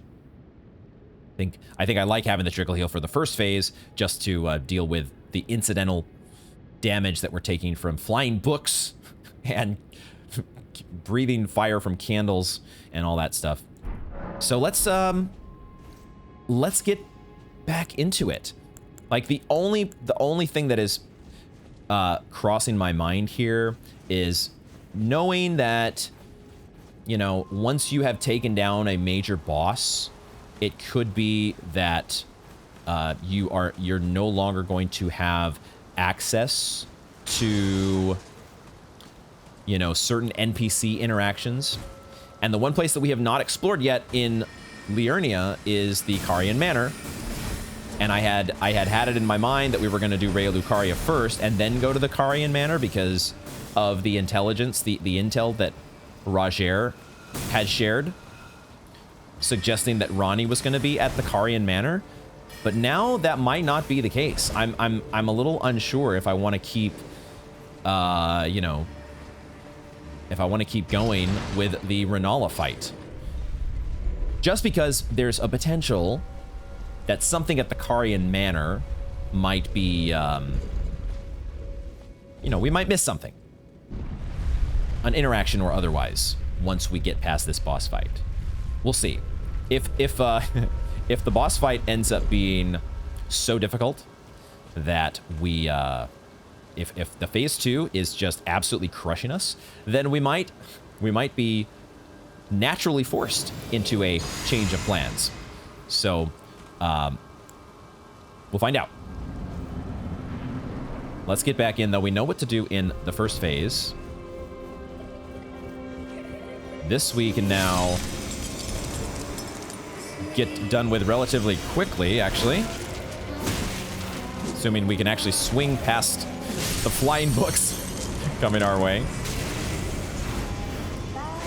For those of you who were not there, the Deacons of the Deep was a pretty funny, comical experience during the DS3 playthrough, because I was like so blind to the very obvious, in retrospect, the very obvious aura that was around one deacon in particular. What is she doing with those? I don't know if I noticed this before. That's what she's doing. That's where those flying, are they? Those are actually tombstones, aren't they? Oh my god, those are not books. Those are tombstones. I'm like waiting for her to launch those at us, and so I'm just continually rolling. I'm out of stamina as well. Okay, she finally launched the tombstones that she had turned her students into. That's an interesting move there.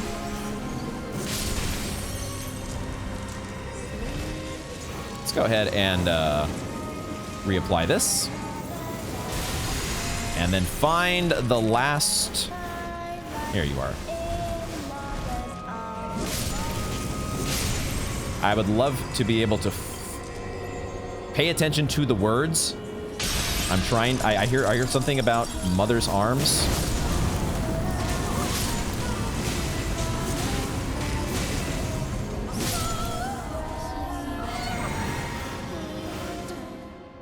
Okay. We've done our review on the cutscene here. I don't know if it's going to play it again. That would have been an idea. We could have just reviewed the cutscene by letting it play again naturally, but it's fine. It's fine. Okay, we're going to skip to the main action here. And get into phase 2 and see if we can survive. God damn it. Oh my god.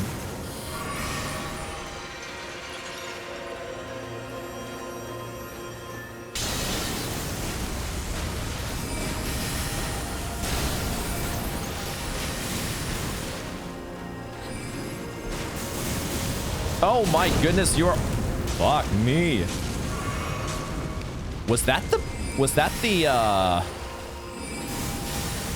Taupe's barrier?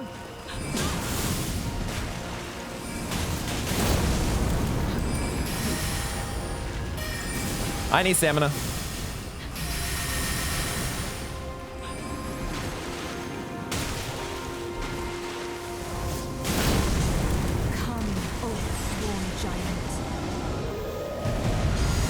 Oh my god, she's got a Stone Digger troll that she has summoned. All right, I see how we're playing this. Touché. That's a move. Wait, did we get rid of him? What the hell? What the hell is going on here? Okay, and there's a Bloodhound Knight. Okay.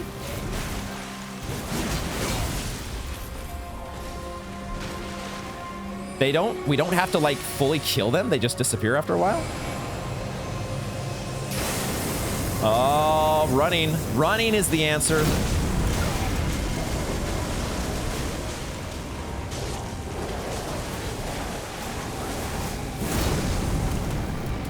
This is kind of really cool, actually. This is a badass fight.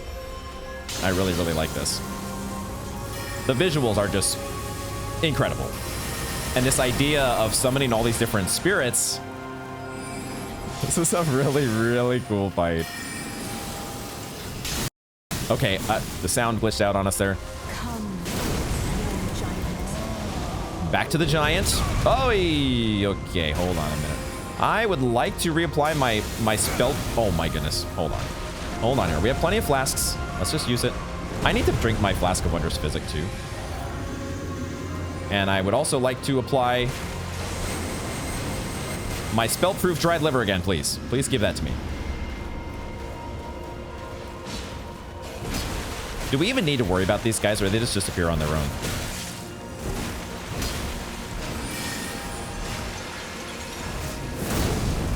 Dang it.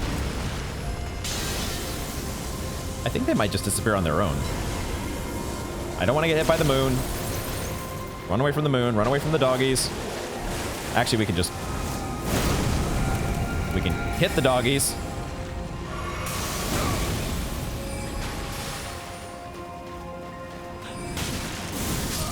Oh, I got stupid. I turned into a dingus there at the end because I just thought I could somehow run around all of her stuff in a very silly manner instead of like maintaining target lock and running. This is a very doable fight. We can do this. We can do this. Let's craft some more spellproof dried liver. Not that many. Wrong way. Let's just keep topped off on that. Having some ranged spells would be a good thing here. Ranged spells and maybe another cerulean flask I think would actually be a really good call. It also could be really helpful to give ourselves the... using a rune arc. It could be very useful. Could be. Do I want to do that?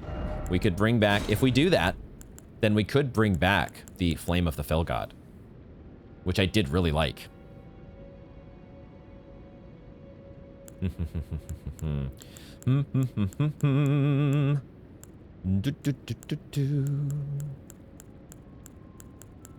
We don't have to adhere strictly to our fire identity. We are part firebender, but we also roll with the lightning still. We can just bring out lightning spears, right?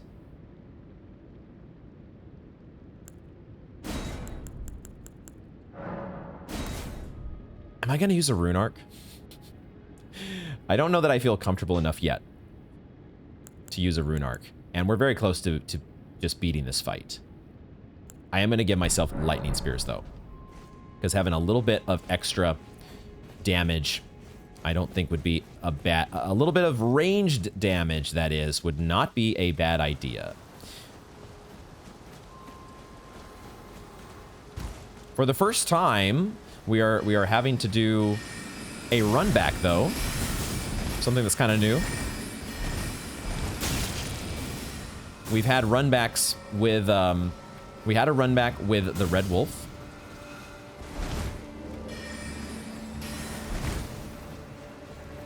And now we have one with Rennala. Run back. Another word that starts with the letter R. Huh, what do you know? What are the chances? This is so much fun. What an absolute amazing moment of discovery. Both of those cutscenes, the creepy Mikalash kind of attitude that her students, at least the first one, gave off. But then they start singing that lullaby about, Mother, hold us in your arms. And then she turns them into frickin' holy tombstones. Ronnie the Witch.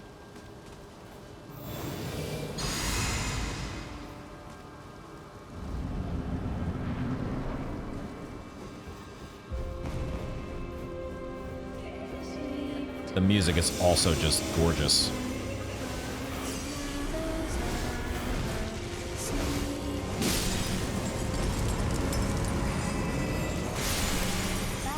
Oh, that's the other little detail I had not noticed at first. The one with the aura is the one who's singing. Of course.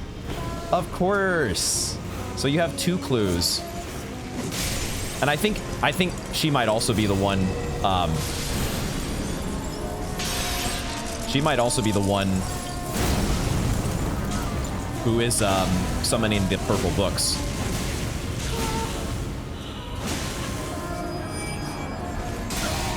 So we're getting close to killing her in one go, but I'm not sure if it's possible.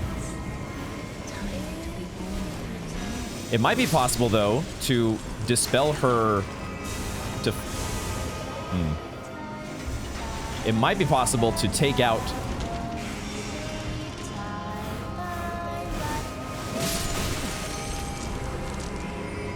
Actually, we can just hide behind here, can't we? We can just.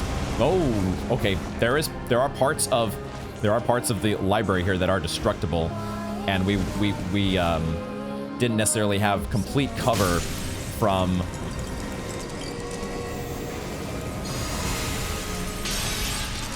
Complete cover from the gravestones.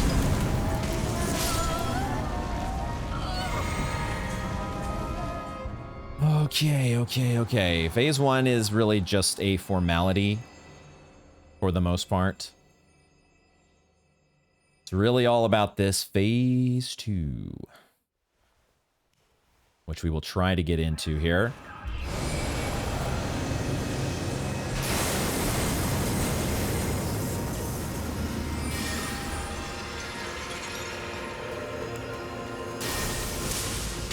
Oh, she cannot actually be hit during that.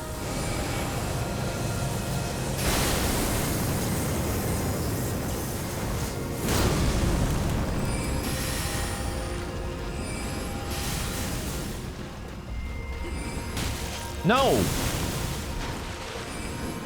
Okay. A little bit of the latency doing me in there.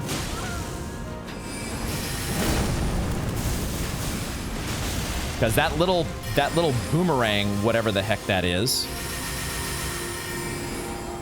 you can't just run around that. Everything else, most of what she does, you can run around, but that little boomerang, not necessarily.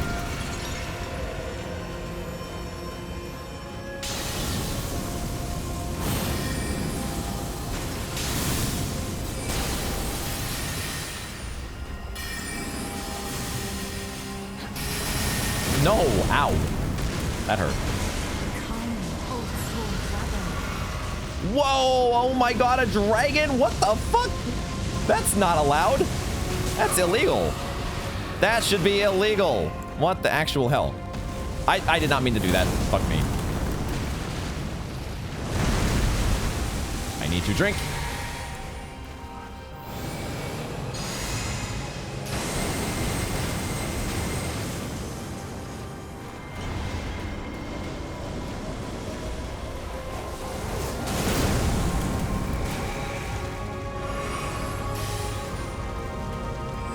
Please give me target lock.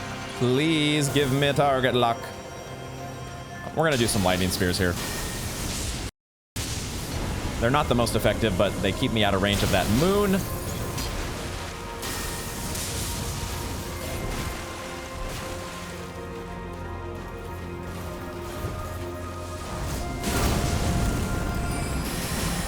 She steps back. Oh my gosh. I am going to maybe drink.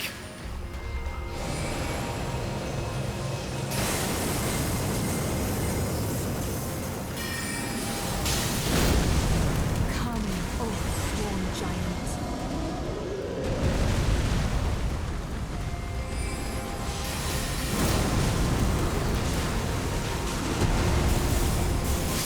No, I did not think those things were gonna reach me. Shit. I was getting very greedy with my trickle heal. I feel like this is actually a pretty good fight for the trickle heal because there are so many parts of the fight where you can just run around and avoid her damage, avoid her different magic spells. Many of them are simply avoidable by running. But, at the same time, we still had 4 Estus flasks, so I'm still being a little too greedy.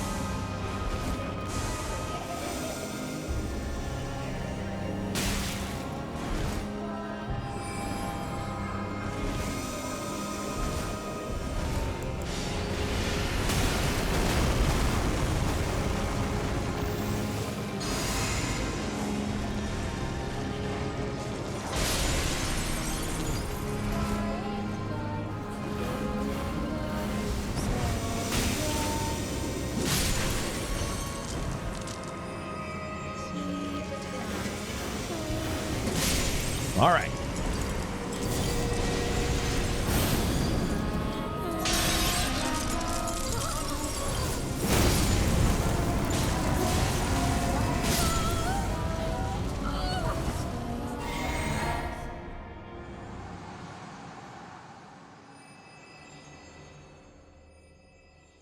Phase 2. Oh, we can skip it now. We can skip straight to the action.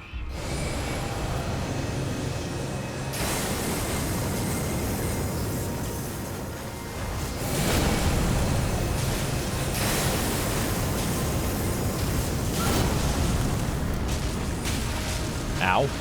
Stamina.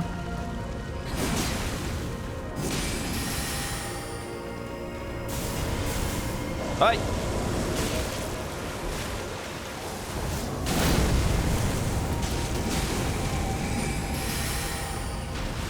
Stamina.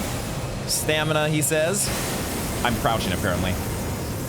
I did not realize I was crouching.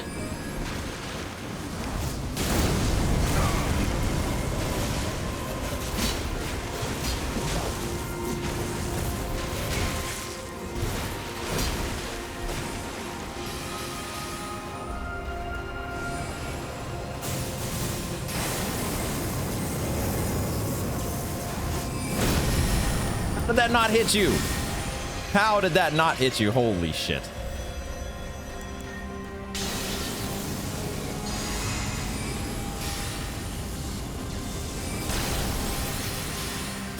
No, no, what the hell?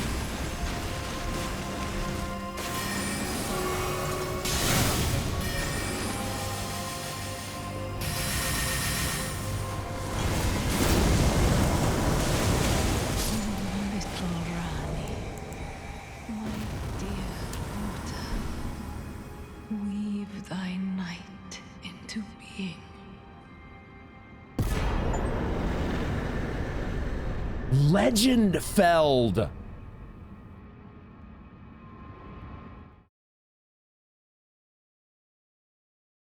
Let's fucking go. Oh, yes. Okay. Okay. Oh my gosh. Whew. Okay. Where did he flee, my sweetings? Come out from whence ye hide. There are books and light aplenty, dither not. Come out, say I, or will ye be gravestones, to be better born anew? That is exactly what happened, wasn't it? My sweetings.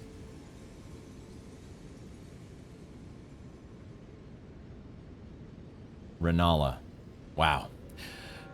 Legend Feld.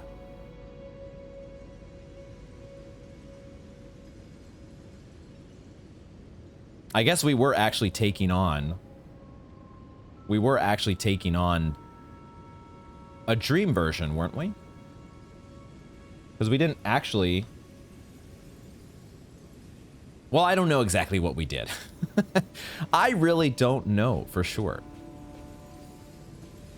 All I know is she's sitting here on her little chair. You are a sizable individual, though. You definitely have us... You are not small in stature. Oh, man. There is so much to absorb still. Including the dialogue that she had there at the end. Ronnie. Weave thy night? Let's get this Site of Grace. Legend Feld. Not Demigod Feld. So it could still be the case. It could still be the case that we do have to do battle with Princess Ronnie. This was only the prelude. And that the Carian Manor is still the ultimate confrontation for us acquiring a great rune. Okay, let's take stock though. Never mind. Never mind. We have a great rune of the Unborn. Never mind. I did not take full stock of what I had. I was so captivated still by the idea of Legend Feld. I had not taken into account the fact that we picked up the great rune of the Unborn, as well as Remembrance of the Full Moon Queen. Wow. Wow, wow. Wow. This is definitely going to take some time for me to fully process all of this. I'm trying my best. I'm trying the best that I can on the fly to take all the details and everything that we are being told, everything that's being revealed to us, the Full Moon Queen. Let's continue to soak it all in. Remembrance of Rennala, Queen of the Full Moon. Once again, what an absolute amazing, amazing boss. Not the toughest boss ever. And also, we might be a little over-leveled. Who knows where we're at in terms of the overall progression of the game, but not the toughest boss by any stretch. And realistically, the only real, like... There's really only been a handful of bosses so far that were just an overwhelming obstacle at first. The main one being Margit. But in retrospect, I can see clearly we went to Margit so much sooner than we should have. And so that fight should not have taken us as long as it did. But I was stuck in stubborn mode. And I didn't quite know yet. I just thought, you know, maybe this is how Elden Ring is going to be. It's just so much harder than every other game before it. I'm sure there are going to be some really, really difficult challenges throughout the game. Fortunately, Rennala was not one of those, but that is not to take away at all from the just incredible encounter that it was. The power of its namesake can be unlocked by the finger reader. Alternatively, you can be used to gain a great bounty of runes. Have I ever done that with the boss soul? Have I literally ever done that a single time, using the boss soul to get, you know, 20 or 30k runes, whatever it is? I don't think so. Who would do that? In her youth, it's probably something you should do, honestly, because you just end up with all these boss souls in your inventory that you never use for your build. Curious to see what options these are going to unlock. In her youth, Rennala was a prominent champion who charmed the academy with her lunar magic, becoming its master. So she did kind of become the Dumbledore. She also led the Glintstone Knights and established the House of Caria as royalty. The House of Caria. The last of the House of Caria. Makes me think of Karim. These similar naming conventions that Miyazaki loves to use. What about the Great Rune of the Unborn? Amber egg clutched by Rennala, Queen of the Full Moon. Great Rune of Unborn Demigods. Perfects those who have been born anew. Children born anew by Rennala are all frail and short-lived, imperfect beings each and all.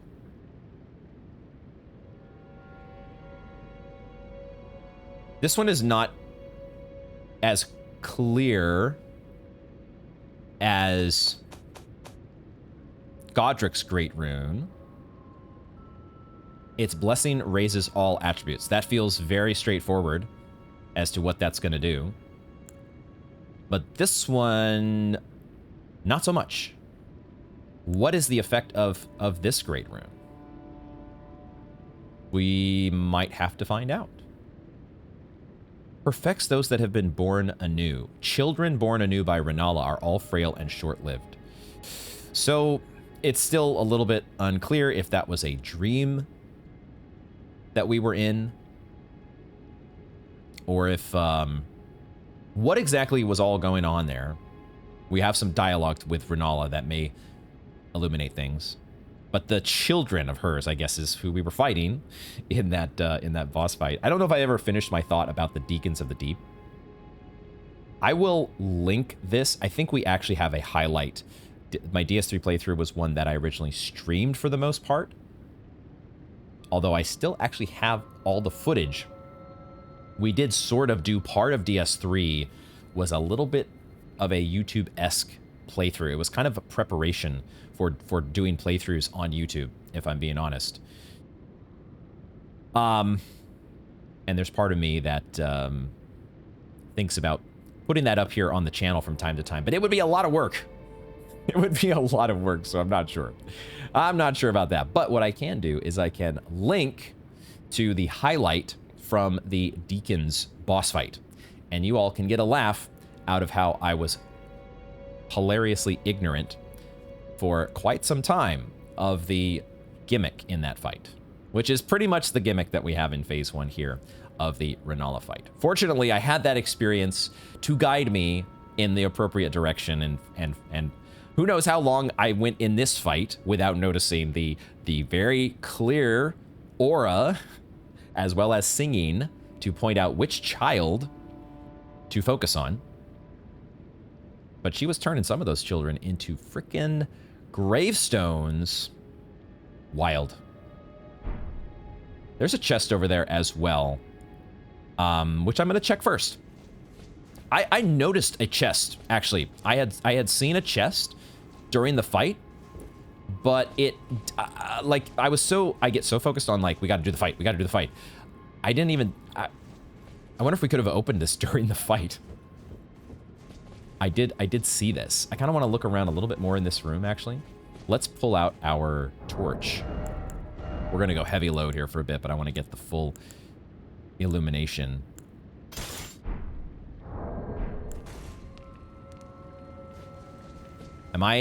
Oh, we are not able to attack, which means I can't hold up my torch at full brightness. But we have the aura, the little icon there on the screen that is like the hold. We're now in a place. We're now in a place of peace and tranquility. No more hostility. And presumably the ability to respec soon enough. But it doesn't look like there is anything else noteworthy in this room. Let's see what's in the chest. It is locked. I was not expecting that. That threw me off. A locked chest. Okay, I presume we're going to get a key to that chest. But have we ever had a locked chest before? I don't remember ever coming across a locked chest. Interesting. All right, Rennala. All righty. Talk to us. Thou, is it thy wish to be born anew? To become a sweeting, reborn of my beloved egg? She cuts right to the chase. No beating around the bush. Straight to the subject of rebirth. Which is going to consume one of our, what is it, lunar larval tier. Not yet. Okay. We now are able to do this. What is cosmetics? Cosmetics. I see. This is, I think, the same thing that we can do back at the hold. We haven't looked at it in some time, but the mirror that is in Fia's room allows us to do, I think, the same exact thing here. We can get real funky with things if we want. But yeah, we have the ability to discard. For now, we're going to discard the changes. We don't want to be focusing on that, but there's no additional dialogue here. Be not alarmed, nor afeared. I would birth thee as a sweeting, fair and fine. I'm sure you would. But I also am still very confused about Great Rune of the Unborn. Huh.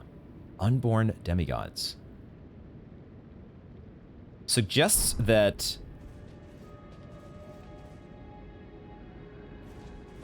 that's what's inside of the egg. Trying to get a close look at the egg here. We can give it a look inside the egg. Oh my gosh, look at that. Oh boy, that is a real trip right there. Not sure how we're supposed to utilize this Great Rune. And I'm also a little surprised that she did not give us a key. But maybe this might be something where now we have to turn our attention to the Carian Royal Manor. Perhaps. Let's rest. Just, I'm sure this is not going to change anything here with Rennala, but we'll just check and make sure. Art thou now assured of thy want to be born anew? Not yet. I'm an overthinker. I'm a deliberator. It's going to take some time. Be not alarmed, nor afeared. I would birth thee as a sweeting. I'm very much looking forward to being birthed anew as a sweeting. Okay. I think it's time for us to do an NPC sweep, folks. Let's do it. That is the kind of momentous event. I think that very much requires an NPC sweep. So why don't we start at the hold? Let's go directly back to the hold. The very first person that we need to talk to here is Roger. Roger is the first person. Well, I mean, we need to talk to everybody. We're going to head straight for Roger, though. We also have a new boss soul finally at last to check with the finger reader regarding. All right, Roger, anything new? Always good to see you safe. So, what do you need? No. If Lunar Princess Rani truly is the one who plotted that fateful night, then she should bear the curse mark of destined death somewhere. Would you be willing to procure it? She may have returned to the manor that is her home, the royal Carian residence. Nothing new from Roger. A little bit surprising, but perhaps that confirms that in terms of character progression, the Carian Manor is much more is more closely associated with Rani than Raya Lucaria is.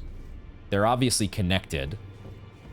They can't help but be. They have to be connected in some way because Rennala is Rani's mother. But taking down the fight with Rennala and concluding or reaching the apex of events in Raya Lucaria is not as much of a concern for Rajir as I'm sure the Carian Manor is. Okay. I had my doubts, but my, look at you. Only once before have I seen two great runes together. Look there. The fingers shudder with exuberance. Fine work, brave Tarnished. The greater will is pleased. You have earned the right to become Elden Lord. Now, seek the Erd Tree and an audience with Queen Marika to become Elden Lord and restore the Golden Order. The fingers expect as much from you as they do young Gideon. Take this, a token of farewell. Oh, baby. That was one of the most unexpected and wonderful surprises in the entire game. Holy crap. We got a ring slot, folks. We got our third ring slot. Holy shit. Okay. I was in the middle of absorbing the fact that turn up my fan a little bit here because I am it's warming up in here as we are now sitting 3 ring slots deep into the game. I was in the middle of absorbing the fact that apparently 2 great runes is enough for us to become Elden Lord. What? I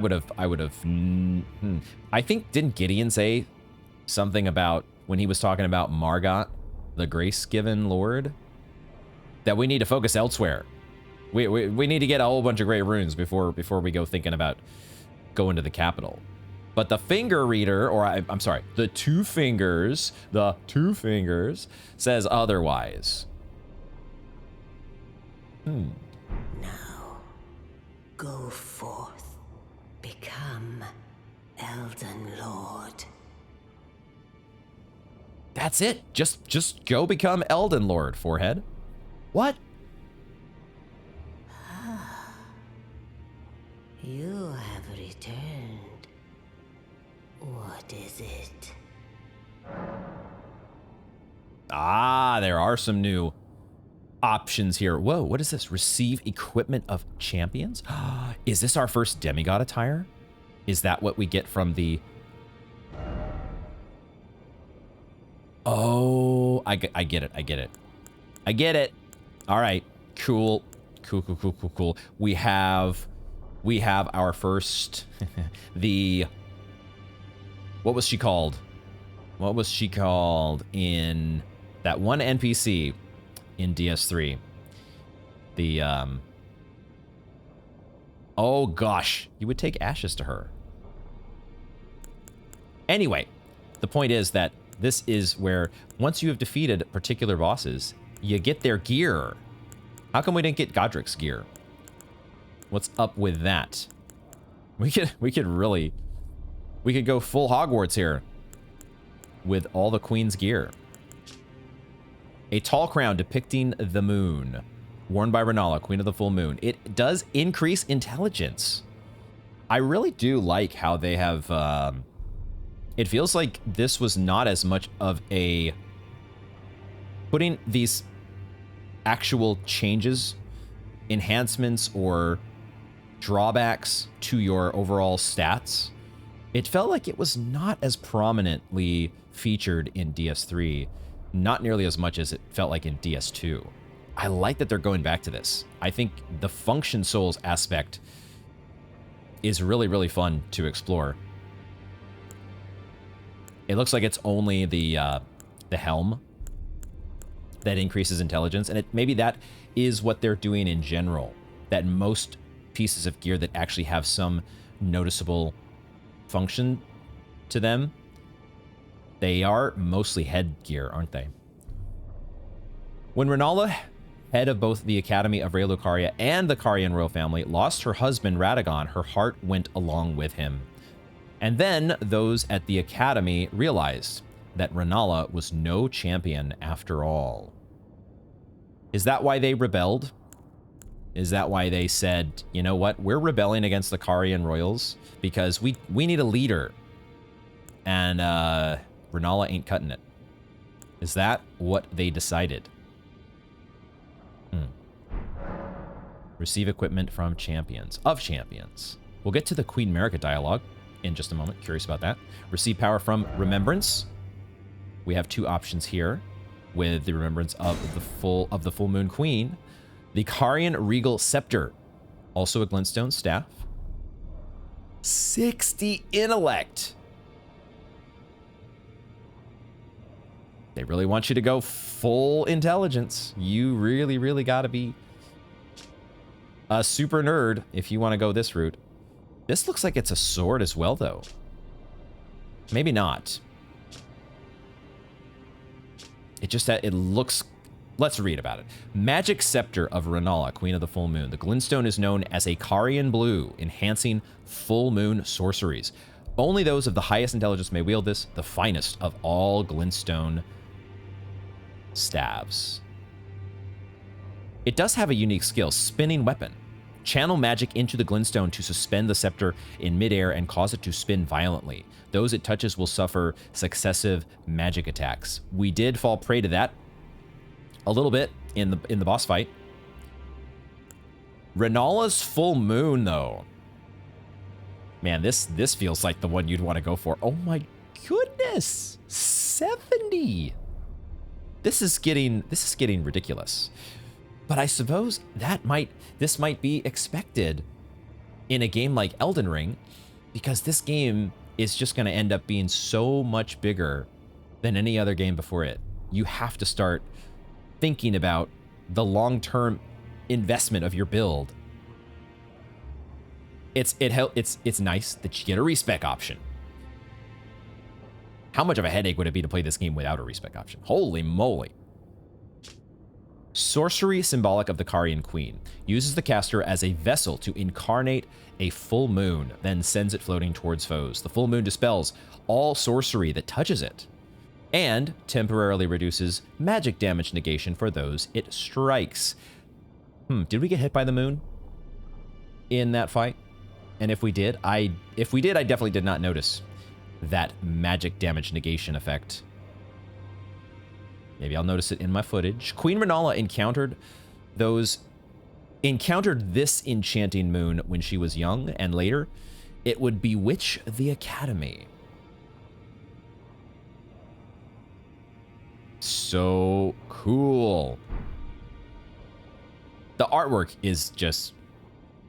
It's A+ in the game overall, but I think the Rennala artwork here, and especially in this boss soul, is just... I mean, that whole boss fight. Ugh. I am going to enjoy so much watching back and editing this footage. Queen Marika, what you got for me? Queen Marika is the vessel of the Elden Ring, carrier of its vision. A god in truth. But after the Elden Ring's shattering, she was imprisoned in the Earth Tree. A grim punishment for shattering the Order, despite her godhood. The fingers speak. Marika's trespass demanded a heavy sentence. But even in shackles, she remains a god and the vision's vessel. Confer great runes to become Elden Lord and join Queen Marika as her consort. The fingers have willed it so. Now you may go.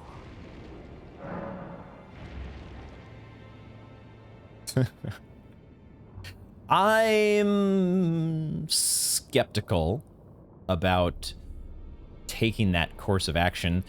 Becoming an Elden Lord, you know, that sounds great and all, but from what I'm hearing so far, Queen Marika's history with with kings and or king consorts. Queen Marika has been imprisoned in the Erd Tree. I guess we know where she is now. We had been told before, I think by the finger reader, that she is the vessel of the Elden Ring. Something else that I had forgotten about, but remembered after reviewing my notes. She's the vessel of the Elden Ring. She's basically a god. Her children are demigods. She is a god. Perhaps along with Godfrey. But also it kind of seems like she drove Godfrey out of the Lands Between. But apparently she also is the one who shattered the Elden Ring? Or she started the shattering, and as a punishment for that, she was imprisoned in the Erd Tree. Even though she's still kind of, you know, if you become the Elden Lord, then you're still becoming king consort alongside her. I don't know, this whole becoming the Elden Lord isn't sounding like such a great deal. I might be a little bit more inclined to listen to someone like Vare at this point. Wow, there is this episode. Now go forth. Let the words of the fingers guide you. The words of the fingers. Let's keep doing our NPC sweep. This episode is I'm gonna have to watch this and reread the dialogue so many times to absorb everything fully. But let's just get it all out there. Surely at this point we've got to get something new from young Gideon. I would not have thought of Gideon as young, but sure, we'll go with that. Well, I see you found another great rune. Wonderful. You are a worthy fellow tarnished indeed. Make the journey to the capital, Leyndell, that lies to the east of the Altus Plateau, at the foot of the Erd Tree.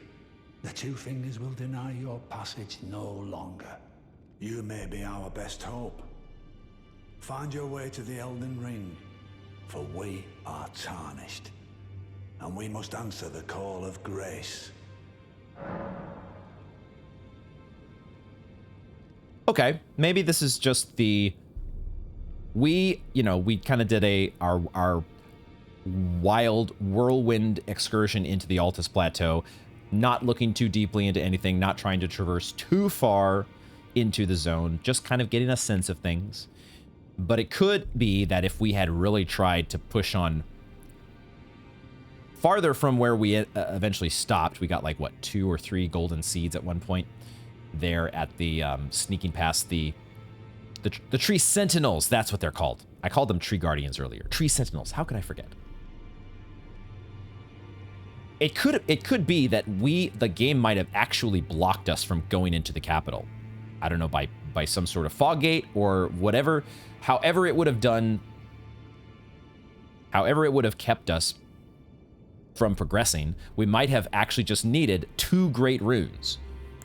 His dialogue there was generic enough that it suggests we could have gotten a great rune from Radon, or perhaps from Rykard. We didn't have to necessarily get it from Rennala. Does this change now that we've beaten Rennala? The Academy of Rea Lucaria lies no. to Lingre. Rennala is queen of the... and her great rune dwells within the egg. Okay. This is all the same as before, it looks like. Find the albino. She hides in a... She knows them. Journey to the capital, Leyndell. To the east of the Altus Plateau, at the foot of the Erd Tree. The two fingers will deny your passage no longer. You may be our best hope. Find your way to the Elden Ring. All of a sudden, they're very okay with me just finding my way to the Elden Ring.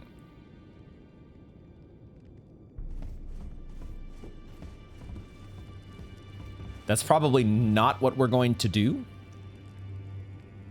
Probably not what we're going to do next. Is it possible that this is actually Radagon? Was I misreading? Was I somehow mistakenly thinking that this was a woman? Because now this, you know, the red hair, the crown, looks kind of like Radagon's, potentially. And, of course, we've noted before the T-pose, which this person is doing, I think. This might be Radagon.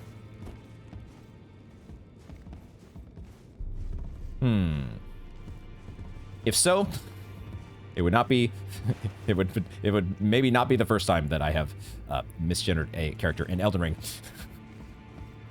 Who else is Dung Eater? I'm sure is not going to.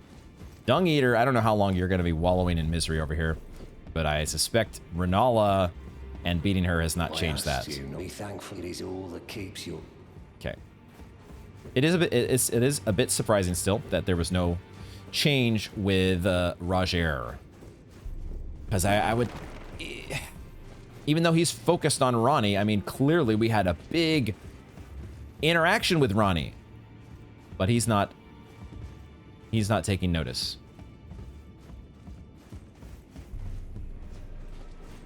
We're gonna do I don't know if we're gonna do a full 100% NPC sweep here. Are you here for... We're at least going to check in with the people at the hold, and then we're going to go down the list of other potential Raya Lucaria related folks. It's unfortunate that one of them has been crossed off the list of interactable NPCs as of this episode. Rest in peace, Sorcerer Topes. Ah, you. Please. Leave me. It's pathetic, I know, but Okay. Oh! Okay, so you were actually waiting for us to interact with Gideon. I see. Well, let's do that, I suppose. Although, man, I don't know if there's... Your stepdad, you probably are aware of this, but he's kind of a jerk, so don't hold it against me that I'm just passing this along. So you know already, do you? Right. It's true. Okay, she knows. Cast me out for indulging my emotions, forgetting the mission, punishment for offing his pawns. Lord Gideon has offered me guidance all my life. I would have done anything for him, to place him on the throne of Elden Lord. And yet though it was not my intent, I betrayed him. Oh. Really? Are you sure you're not... You seem like a really nice person. And you may not want... There's an instinct, you know... Nice people have an instinct to put the blame on themselves. But I don't jump to conclusions. We're talking about Gideon here. And I can no longer trust him, Father. To think he'd order his men to enact such tragedy. Where is the justice he purports in that? He once told me that if he became Elden Lord, he would never allow the downtrodden to be cheated ever again. Was he simply lying to me? I really don't know exactly what she's talking about. She says that she offed his pawns. Who were his pawns? We last saw her before this at the village of the Albanorex.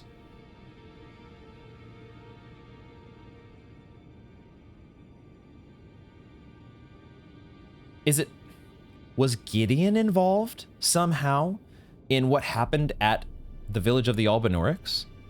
With them being slaughtered by, like... Who did we fight against? Was it Omen Killer? I'm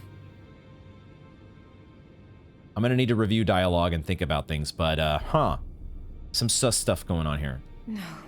No. How could I say that? Father has always given me his guidance. And now... I've lost it.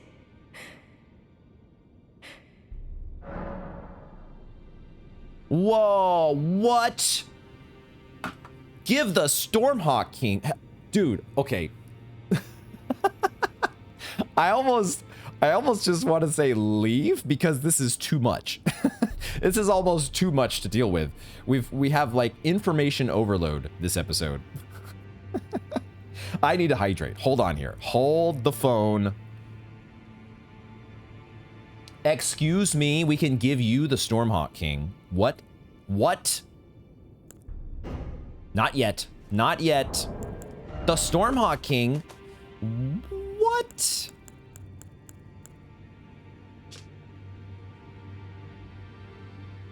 Ashes of a hawk revered by all others as sovereign back in the days when Stormvale's winds still raged like no other. This ancient monarch is proud, however, refusing to answer anyone's summons. What?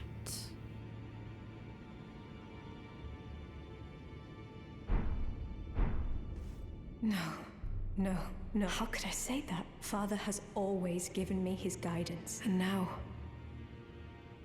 I've lost it.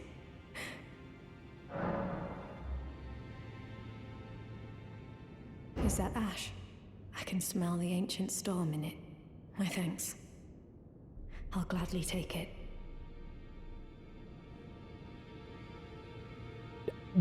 That's all? Do you mind? Do you mind maybe giving me a little bit more information, please? I'm not like Roderica. I don't feel the presence of spirits, let alone see them. Still, this ash, it reminds me of my first hawk. Thank you. Wow. In this ash, I can smell the ancient storm. It reminds me of my first hawk. In this ash, it reminds me... What is going on here? Oh my god. I have no idea what's happening, folks. I am so... Confusion meter is at an all-time high. I would never have expected that the Stormhawk King would be for Nefeli. What? This is ridiculous. Okay, reload.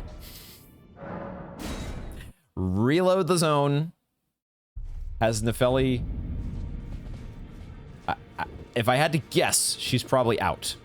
She has pieced out and is off to who knows where.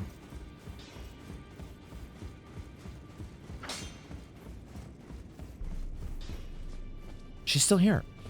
In this ash, it reminds me of my... Huh. Okay. So that was not enough to get her to move on to a new area. Let's go talk to Gideon. Man, that is... I really am in no headspace to really make heads or tails of this interaction between Nefeli and Gideon. I'm really going to have to think exactly... The fact that he has specific dialogue regarding Latenna. Journey to the capital, the two fingers will do. You may be our best. Nothing new about Nefeli. He tells us specifically, though, about Latenna, so he seems to be in some way involved with the whole village of the Albinorics. And we, of course, fought with Nefeli there.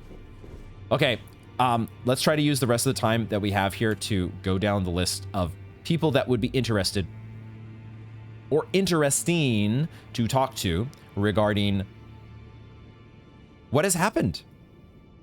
What has happened here with the events at Raya Lucaria? I don't think Merchant Kale would be one of those people. But Merchant Kale is the only merchant who actually has had some sort of a progression, having an interaction with a notable character. He's not just an isolated merchant or otherwise, so let's just see. Always a... That's what I thought, nothing new. So, Merchant Kale, nothing new. Would it make sense to try to find... We should go to Selen.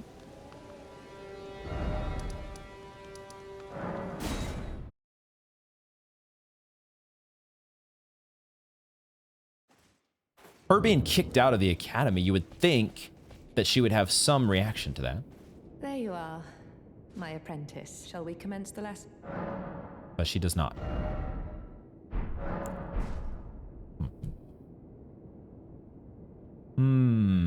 Muriel.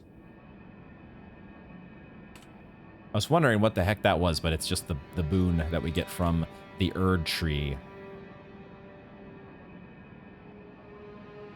Let's go to Muriel.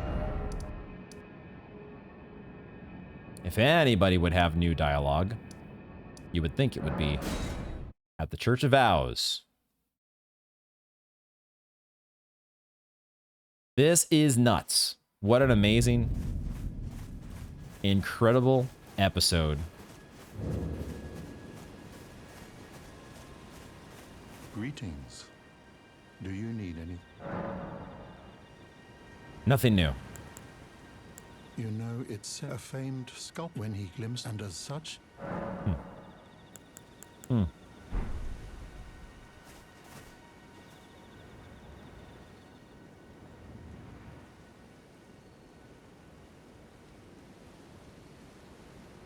E.G.? Yeah, I guess E.G. He's the only other person on my list that I think it makes sense for us to talk to.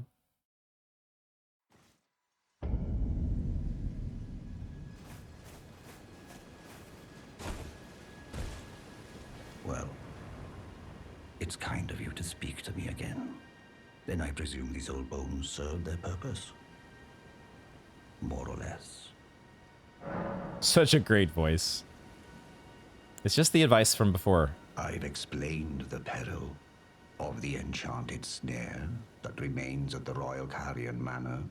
Whatever you do, brave Tarnished, stay away from that death trap.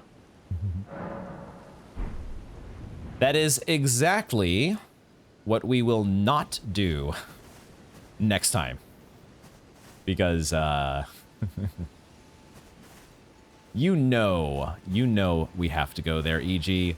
I think you realistically know that. I see a side of grace up there that we could use as our foothold into the Carrion Manor. But I think this is where we will wrap up this installment of Elden Ring. I don't quite know how to put it into words, but it has been such an amazing ride today. And there is still more in Raya Lucaria. There is still more to be done here.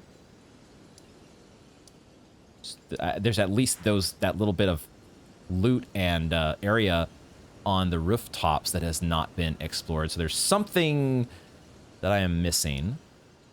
But we have now a respec option. So there is a lot of off-camera thinking and strategizing that I am going to be engaged in as I try to figure out how we rearrange our character. We now, I think we have probably invested too much into mind. I think we could afford to scale back the attribute point investment in mind. I was so laser focused for so long on trying to keep up the pace with my cerulean flasks to see if we could get that full value, that full drink from the cerulean flask, but that seems to be a fool's errand.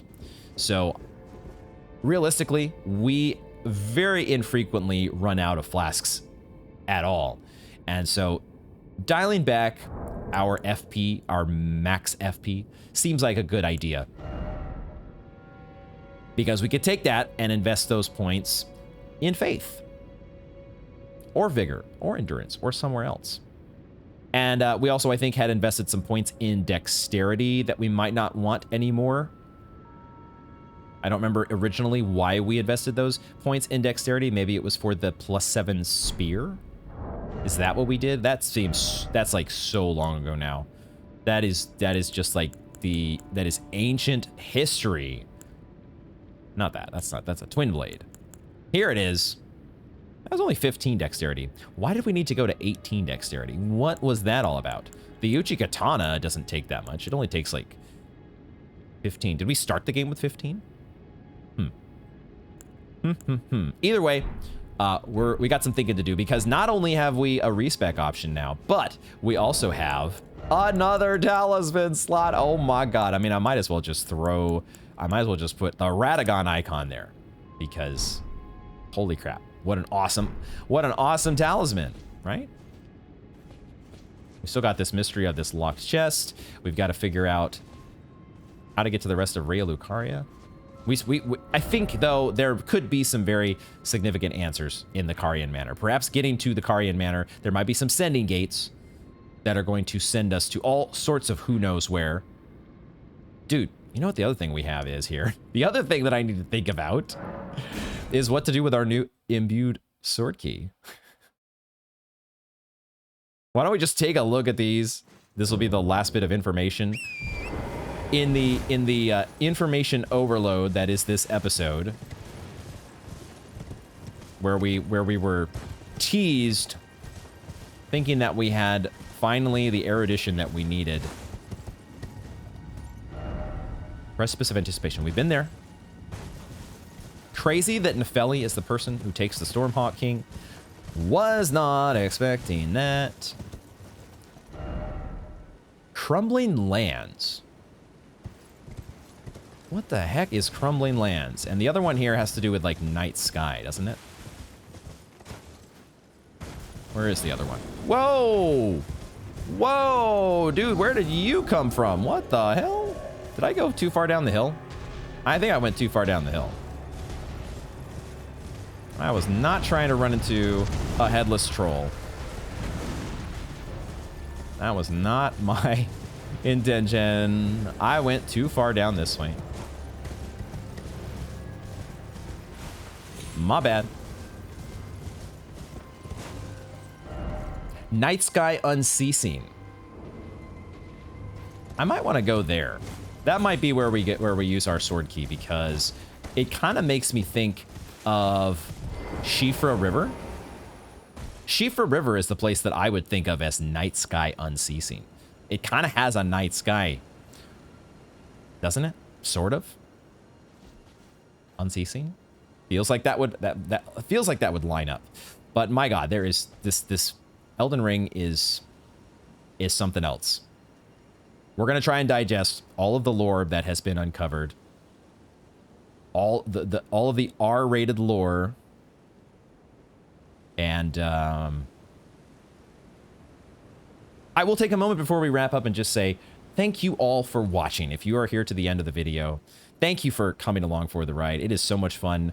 I was going through some of the comments the other day, and there are so many of you leaving nice, kind words about how much you look forward to Tuesdays and Fridays, or whatever day you end up watching these videos on.